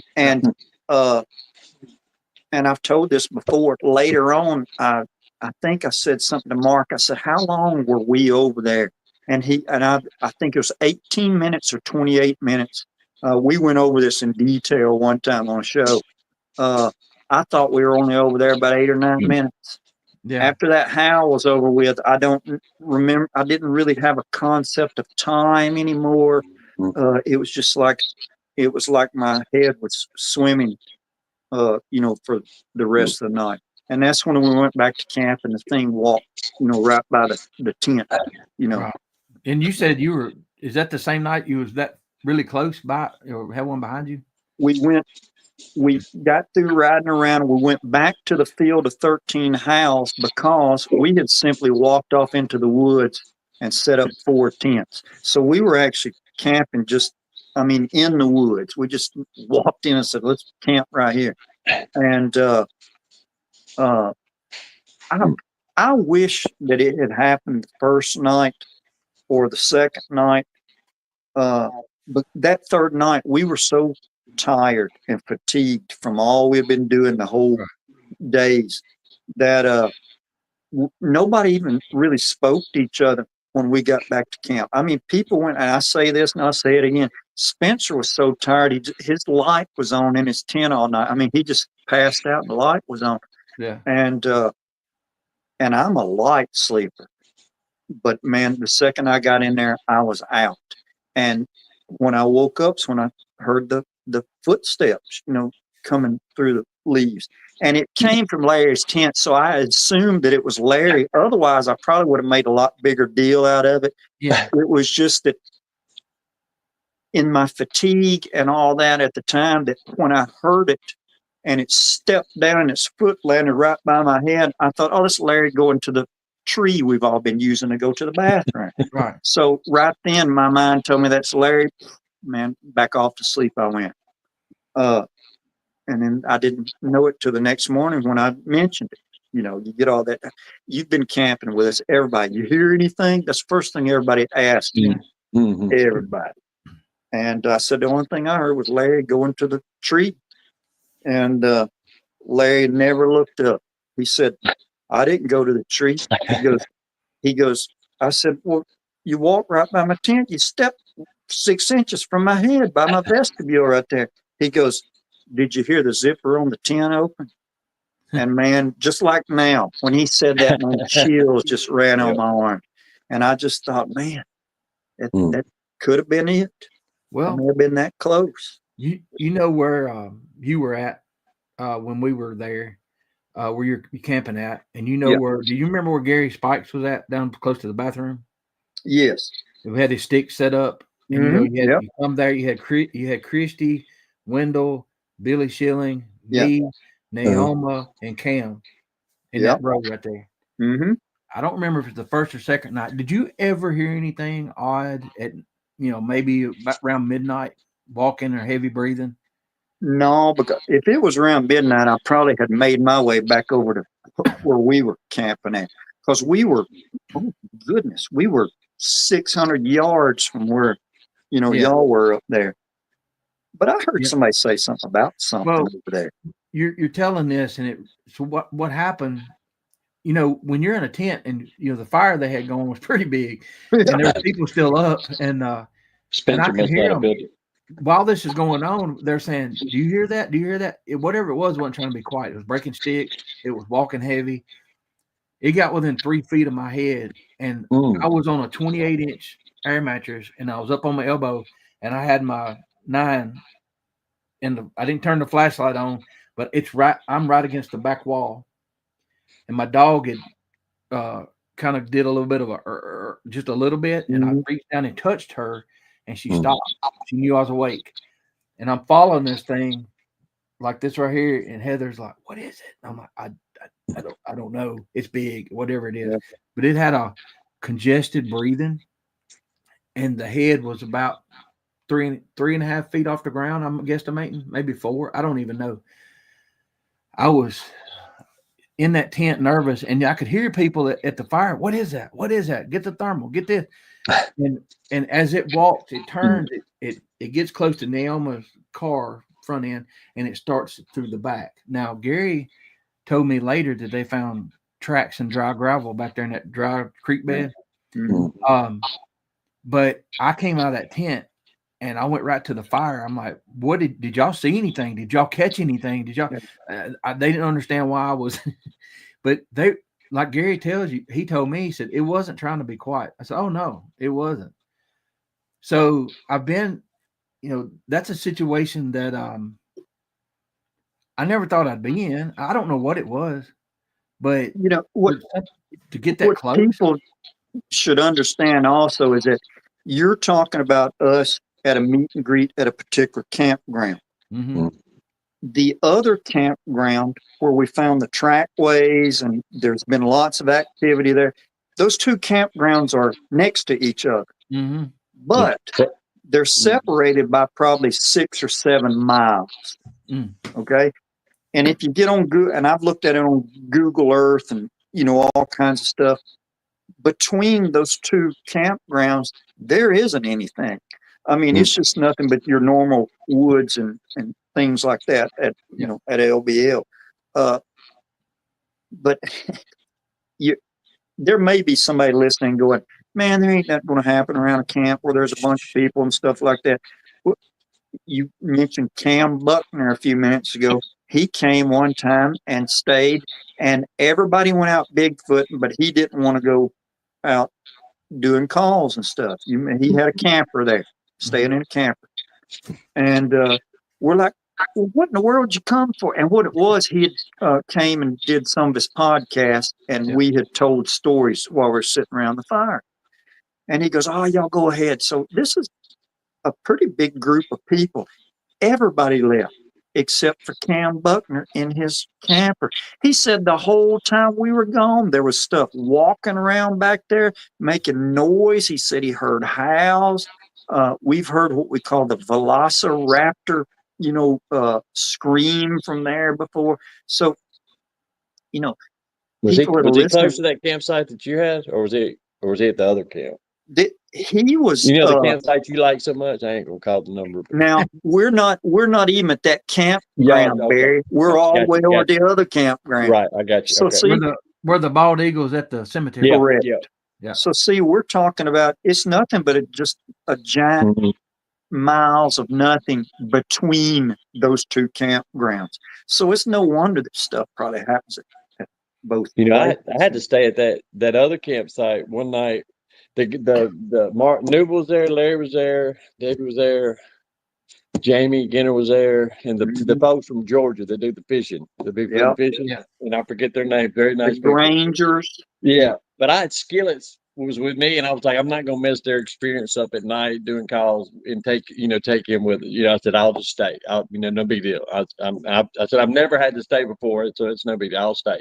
Yeah. Well, I get left cooking a upside down pineapple cake, that Mark cooked at your campsite, listening to them crawl around on that hillside for the next hour and a half. And then my dog is deaf. He can't hear anything, but he knows something's up in the woods because he whined constant the whole time. Well, in bringing up the dogs, you got Moose with you all the time, Bama, and Barry, you have your dog. Misty, because I watch people and I watch animals. That's just I just do that. And we're all talking over where Greg was cooking, and where JR and Misty was set up. Their little dog, I think it's Shiloh, Misty. But anyway, I see that dog turn its butt towards the fire. It's daylight still, and look up in that hollow with the ears, like we talked about earlier. Those ears went on alert, and I'm watching her. And I'm looking, like up in there to see there's nobody up there, but we don't know. It could be. And I was like, hey, y'all, she's locked on to something. Cause when the animals, start paying attention, I try to pay attention too. And I feel like that's an extra layer of security. Even if you got a dog that won't attack anybody, they're going to hear something 3 houses over before it gets to you. So I love that we had so many there. But y'all, I don't know. See, Billy was right beside us. He just, posted, they found that track the next day. He was sleeping in his camper right beside us. And that I didn't expect it, Bama. Y'all, I didn't, you're like you said, there's probably 100 and something people camping. Yeah. I did it. I have to admit, I did expect it there. I told Spencer, I was like, man, if there's one place that it could happen at, I said, that's going to be it. And y'all, I think because they're so used to just people, if it had been a bear or something like that, I wasn't even thinking about it. I had apples sitting out on the table right there. I had food sitting out there under the awning. I had a cooler too. But if it had been any animal that I could think of and smelt fresh apples or whatever, you'd think it went over there and started rooting in it, especially if it's a hog. But I don't know I've never heard anything like that. I've never heard breathing like that in my life. And that's a little too close. If you can hear breathing, you're a little too close to whatever. I get worse feelings though from Hollins than I do LBL, to be honest with you. But I've left LBL with 65 pictures on my phone and got home and there was 22. And I'll never be able to explain that. Barry, I'm with you. I'm scared of Hollins. I ain't scared of it. I'm not scared of it. I have a healthy freaking respect for it. we pulled in that first time. I stopped the truck. I said, Heather, I'm going to tell you right now, I just got hit with something and I'm about to I'm jittery. Now that could be medical, it's always could be sugar, whatever. It just didn't feel like that. We drove a few feet and it went away. And that was the same night we got the house. So, and then I'm meeting people I've never met before. And this one guy said, when I pulled in up there at the entrance, I didn't tell him what happened to me. He said, when I pulled in at the entrance, he said, I saw one watching. I'm like, what? It's strange that you say that, but I didn't know the guy. So, but so that's pretty strange that he came up to me and told me that story. And I didn't know the history of the place. Was probably a good idea because I might not have got down there, but yeah, I watched a guy one night at 3:30 in the morning. He said, "Look, but we go lay. I'm gonna go lay down." And I said I was going to lay down, and he's like, he said, "I'm just gonna let you know. I'm gonna do a call though before I lay down." Okay, whatever. I just got sat down in that tent about that time, and he did a call. And bam! It was like, "Well, here it come back." And I was like, "Holy crap!" Have y'all seen Spencer's? Of course, I was recording a video on this and he took the audio. Have you seen where he put on spectrograph, whatever it is, and did the little 2-minute ordeal where he went over the sound? What we just played with the 13 house, that arc? That's exactly what it had. And the first time that Mark went over any audio for me, there was 4 howls off in the distance. I only heard 2. I reacted to 2 more. Like, what was that? I didn't hear it. And then he tells me the range, the numbers and what that could mean possibly. But I've learned, if some of y'all don't know, that arc is what they're looking for. And so there's 3. What happened there? The one was close, within 100 yards. And I mean, it let out a roar. As soon as it started, I knew what it was, but I wasn't sure if it wasn't somebody call blasting. That it ticked me off because here we are, with people, and like, who is doing that? But it would have had to been such a huge speaker. And then Superfly, the guy that everybody saw on Flash of Beauty, he was up there. I didn't know them at the time, him and his wife. And I said, "Is that on his phone?" Because I'm in awe. Like, that's a hell of a speaker on a phone. If well, it wasn't. The second one happened, and then the third one was over on another ridge, way far away from us. So it was bam, bam, bam, all in order there. Well, when Spencer went over it, it's in the same number range and the same arc as what we just looked at, but I knew as soon as I heard it, because I've heard it before. And Mark said, "Well, we think it's a booger." And as soon as I heard it, I'm like, "Oh no, we don't walked out here in the middle of stuff." But anyway, but it's shocking. It's Mm-hmm. just blind luck, y'all. Being in the right place, the right time, or I think that Field of 13 Howls audio is some of the. I just think it's some of the best audio there is. yeah. I mean, for y'all listening to it, it's been cleaned up some. You can tell because it's got a little bit of flanger in it. It's what I call it. So it's been cleaned up some. I wish we could clean that up even more because that thing is so dang clear and mad when it chops the top of that hill there. Mm-hmm. You know what's interesting? A little side note. We stopped there one night, same spot, did a call, and we didn't get anything. So we drove on around the road. And I think, now we were at night, and I'm following Larry. I think we ended up getting up on top of that ridge somehow up on a road up there. And we just plowed up right in the middle of the road and stopped. Larry just stopped in the middle of the road. It was real cold outside. And it was late too. I'm driving, got Kel with me, and I think I've got Shelly Reed is behind me in the back seat, and I've got the heat on, so Shelly's sleep back there, or in and out of napping back there, and whoever else is back there. And well, all of a sudden, Larry just stopped. Well, when he stops, I'm right behind him. Well, I open my door and get out. The second I get out and ease my door closed, these two howls start up so loud, two of them, once again, in harmony with each other. And they were so close that I can remember that when they started, I mean, I spun around and looked in the direction of them. And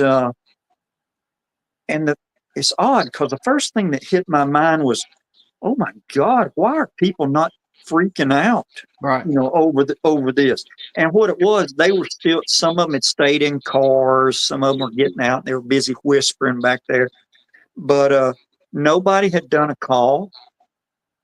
There wasn't anything special about the spot. You can ask Larry later. I asked Larry later on, man, why'd you pick that spot? He goes, I don't know. Some just told me to, kind of pull up and stop. When the howls were over, the first thing I thought was, awesome.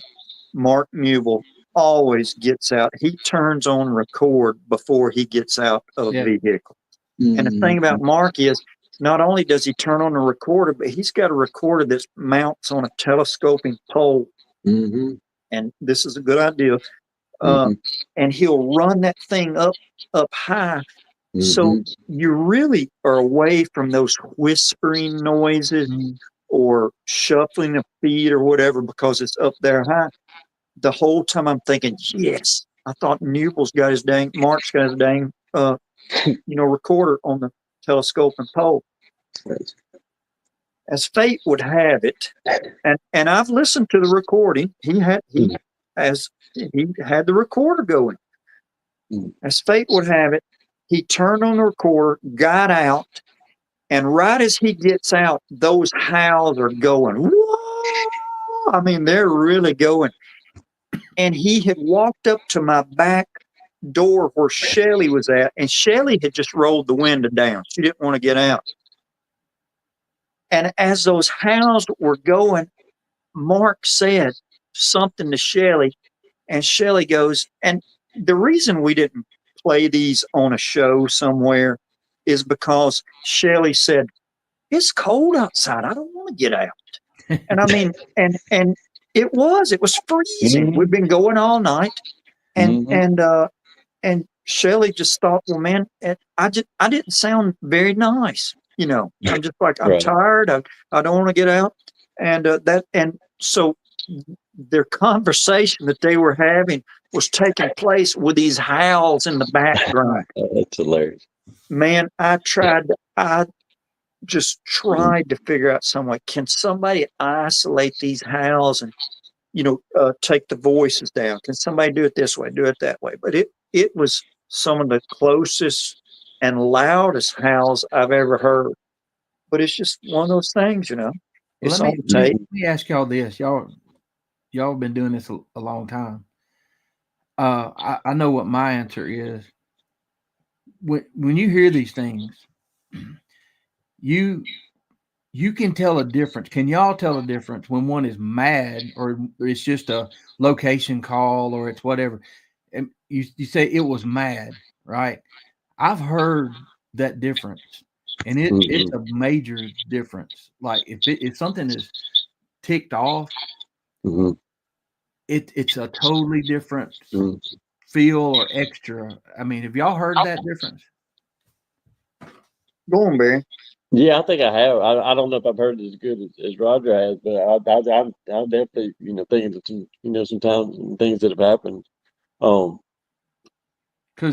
you know how it is. You get out there and third or fourth day to camp out. You may sometimes you still doing everything perfect, or you may have gotten a little bored. Inside your brain now you're pushing the envelope a little bit further. Well, and what I'm talking about, next thing you know, they're bit. I mean, and they can. They can change on it. It's just we've all heard it, snap of a finger. And what I'm talking about is like, and a lot of it's intimidation. I didn't mean to interrupt, but a lot of it I think is intimidating. They are expert at intimidating the hell out of damn human beings, and they know that's their intention. So a lot of times, I always try to think that it sounds like that, but is it? I'm not gonna sit around and question it. If it sounds like it's fizz, I'll believe it's fizz. But you just have to wonder because they damn sure intimidate the heck out of folks. That's a good and word. They pick out. They know people they can intimidate. That's a good word, Barry. Because a couple times I felt very intimidated. Other times it's like, oh, okay, it's over there. So and the really the one time that was really bad, it sounded mad. So and it sounds like talking about this sounds probably weird to some people, but I was on a podcast one time and I finally told my stories. I had some other stories that had happened to people, and this one guy made a comment, and that's why I don't read comments anymore. It's like, oh, he's had entirely too much happen. That's he's lying. I'm like, I don't know what to tell you. It's not like it's every day. This is 50 years worth of stuff. It's not it's not every 2 weeks or every week or whatever. So but I know those feelings from. You have if you have some things that happen, and a lot of us do because I think some of it. Oh shit! My phone just died. Did he just freeze up? Did he get struck by lightning? I don't know. I wish I'm gonna put that on the thumbnail. No, I can't. No, you're right. We get on here and talk about things that have happened and stuff. We don't come on the show to talk about the 15 times that nothing happened. Right. And I mentioned earlier, we've hit so many spots at LBL that now we just kind of, we'll go and hit. If we're going to hit some spot that we've never hit before, then we've researched it, and we'll probably even go over there in the daytime and take a look around or something like that or whatever. But if we're just out doing calls, man, we just ride and boom, boom, boom. We hit 2 or 3 spots. Names like, the Field of 13 Howls, Firefly Landing is another field that has really paid off. That's where I heard my first howl at, and I've been back there and heard howls. We've taken other people back; they've heard howls, and it's interesting. We give all these places names ourselves. Well, yeah. What's funny is me and Coonbo were sitting at Greg's man cave, and he had a map of LBL. Well, I had the same map, and these are an old map that you could get. And ours showed places on there that aren't on there anymore. Campgrounds, and there's places on the map that aren't on the new maps anymore because they don't exist. So I was surprised that he would go, he would go, man, now this little spot right here. Now think about this. This is 170,000 acres or something like that. We would look at that giant map and he would point at one tiny place and go, now this one little place right here, this is such and such. And I would go, man, I've been there. I know this, so we're kind of touching on this a minute ago. If you were to sit around with all of us and listen to us tell stories, you would really think that we're kind of trying to one up each other all the time. But it just reminds you. It's puzzle pieces that fit together in a certain way. Yeah. My story has certain pieces that when you tell your story, it fits together in a certain way. So maybe we can figure something out. It's the same reason people watch. When I bow hunted, I watched lots of hunting shows, lots of bow hunting shows. And I believe a Bigfoot is like many animals in the fact that they just have certain characteristics. They do certain things, they act certain ways and move certain ways and whatever. And I'm always looking for people that know more than I do. And Barry Browning on here, man. Barry's been around a long, long time. He's done a lot of stuff. Well, what it does is when you get in a group, it should, okay, let's say if we get in a group and we're having a beer and we're telling jokes. I'll tell a joke and it'll remind you of a joke you heard 20 years ago that you forgot about. So that's what we're doing. It's just the same thing. Or deer hunting stories. Yeah. Let me ask you this, because I really want to know, maybe some people in chat. With the LBL, the way it's set up, let's say if me and you wanted to go camping, do we have to, if it's not an official campground, can we just go out anywhere and pull up in a field and camp? Yep. Here's the thing. If you're going to, I used to buy a annual primitive camping permit. Oh, okay. In other words, I could camp, you can just walk off in the woods, camp. That's what we did that night. We parked along the side of a roadway and just walked off in the woods and camped. You can't block certain things or whatever. When Spencer has come, or Anthony, or some of those different guys have come, you can buy our 1 or 2 or 3 day primitive camping, permit for $2 or $3 or $4 or something. Right. Me, since I primitive camped the whole time I hunted, I'd have to buy the yearly thing because I may be out there the equivalent of 2 months a year or something, But yeah, you did. Now, that's what's great about me living here close to Bankhead National Forest in Alabama is you can also camp anywhere. I mean, we hike off down into some of those, the land of 10,000 waterfalls. You hike off in there to some of those waterfalls back in there, miles and miles, and you'll run up on 7 or 8 people hammock camping back in there. Or just, and LBL's the same way. Just pull down any dang forest road and throw a tent out if you dare. Well, and the reason I like when you come on and people with experience, it's not just somebody that went to LBL, heard about something, pulled out a camera and did a 2-hour documentary or 30-minute documentary. This is a lot of experience and time in the woods. Dude, I wonder sometimes if nothing had ever happened to me, where would I be, or where would my mind be? Or, there wouldn't be a dang Bigfoot, portrait on the wall. There wouldn't be, I think, what if nothing happened? Because I think of all the time, and all my friends are Bigfoot friends now. Yeah. I think of all the time that I've spent and the things I've done and seen and heard, and all that would be missing. And I don't know what would have filled that time. Just pure speculation, but sometimes I look back and I just think, man, how would I be different? Because this has definitely made me different over the years.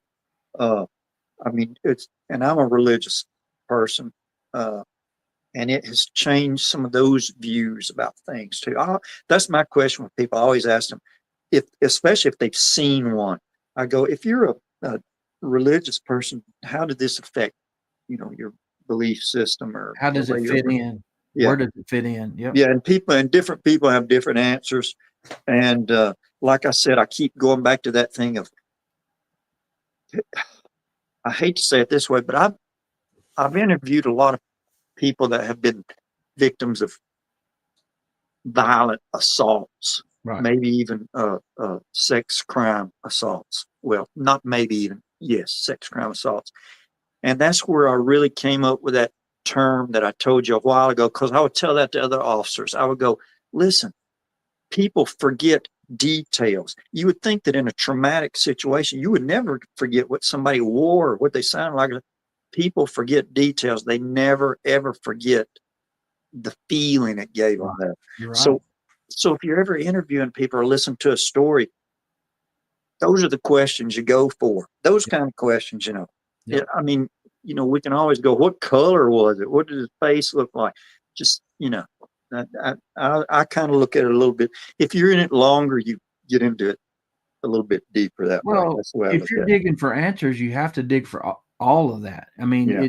because some of the things that's how you figure out maybe some things we have in common, the way we feel, the way we perceive things. Or How can one person see one and never go to look for one ever?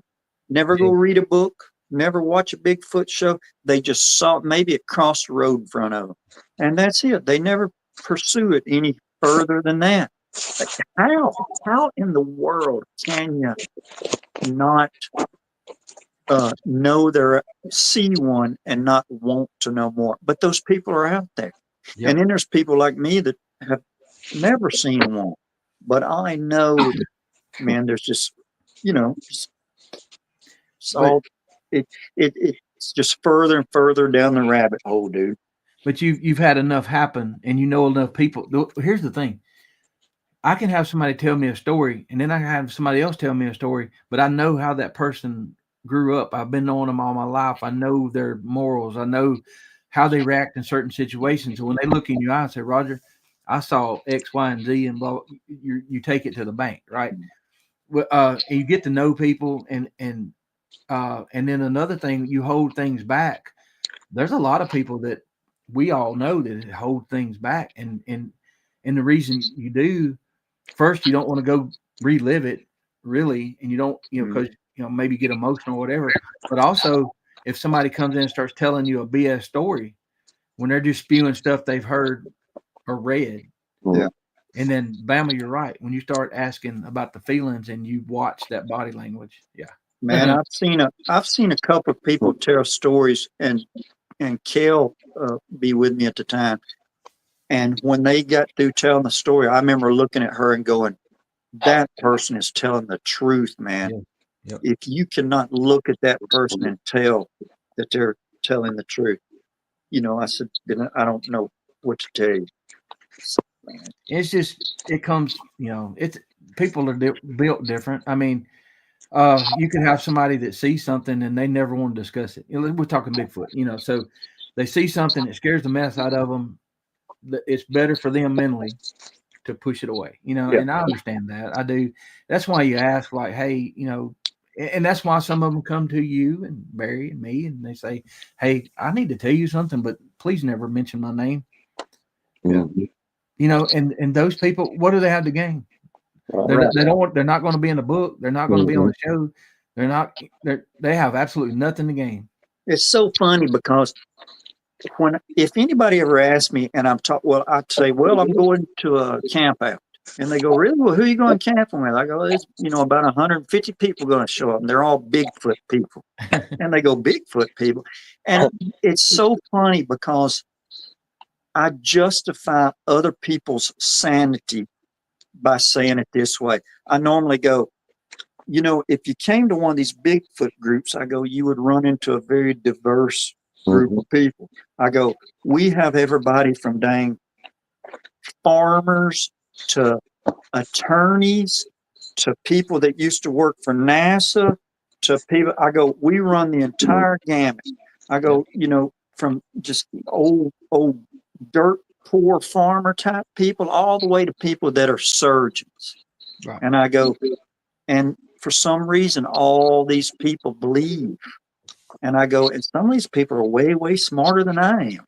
Mhm. I said, so, that it's weird to justify someone's sanity by saying they can't be crazy, that they're an attorney Yeah. or they're, or they're a doctor or they did this or they did that. But, like I said, it's hard to justify and explain this to people without, gosh, you just have to, there's so many small details before you can get to it in the first place. Right. And Mhm. that's what I tell people. I'm like, look, I can't have, y'all have heard me say this before. I can't have a 50-year conversation in 3 minutes. So Yeah. we, if you want to come along or you really want to talk about this, that's fine. If you want to put the work in, start here. Go watch Sawdust Beast. Go watch the Trackway. Go watch this. Yeah. Then when you do that, you come back to me. You're armed with a little more knowledge or whatever. And most of the time, And by that time, people are more open and accepting of things too. Man, years ago, when I first started, if you'd have told me that there was going to be, lights going across the sky and moving around when stuff's howling and this is happening, that, man, I don't know what I would have thought back then. Dude, I'm going to have to get off here in a second. Yeah.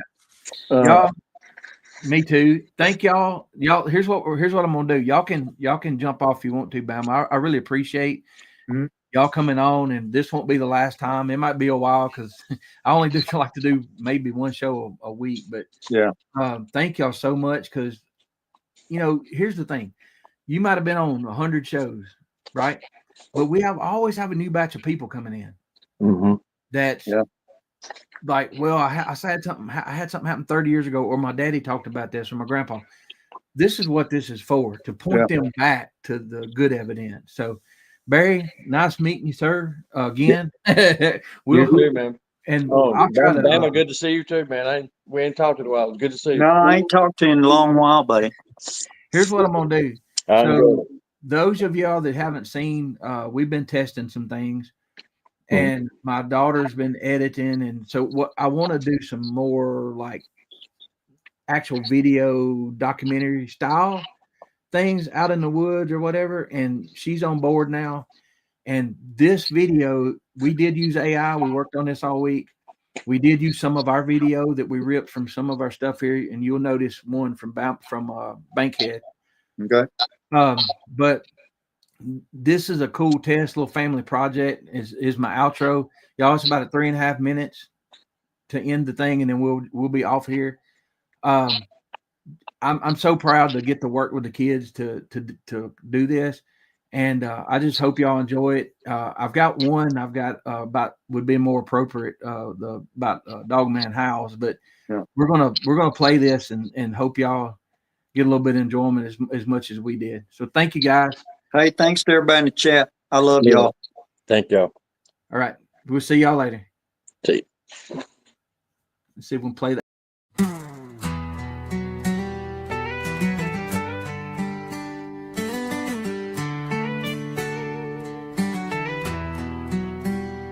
By the flickering campfire, tales come alive of a creature in the shadows where legends survive.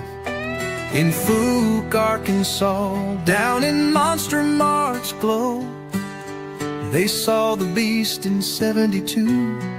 The story still grows. Oh, Sasquatch, Bigfoot, skunk ape too. Through history's pages we've been watching you. From cave-drawn echoes to the Smoky Mountain Dew. By the fire we swear the stories are true. In Bluff Creek, California, Sipstick 7's fame. Patterson caught you on film, etched your name. Salt Fork Park in Ohio, where the woods whisper low. Folks swear they hear your footsteps in the moonlit snow. Oh, Sasquatch, Bigfoot, skunk ape too. Through history's pages we've been watching you. From cave-drawn echoes to the Smoky Mountain Dew. By the fire we swear the stories are true.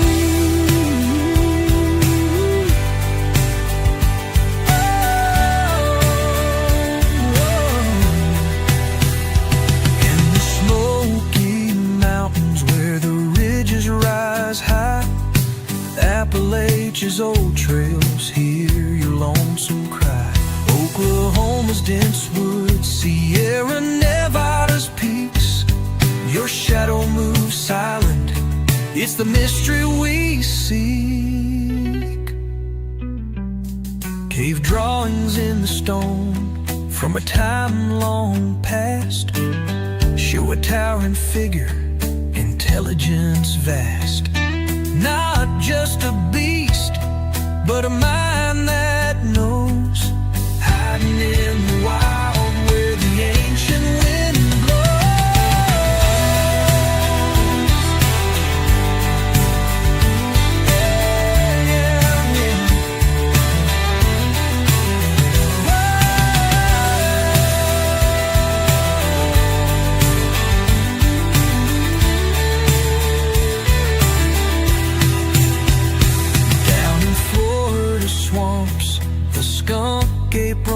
free, a whiff of the wild in the cypress tree. From the Everglades murk to the campfire's glow, we pass down the tales, let the legend grow.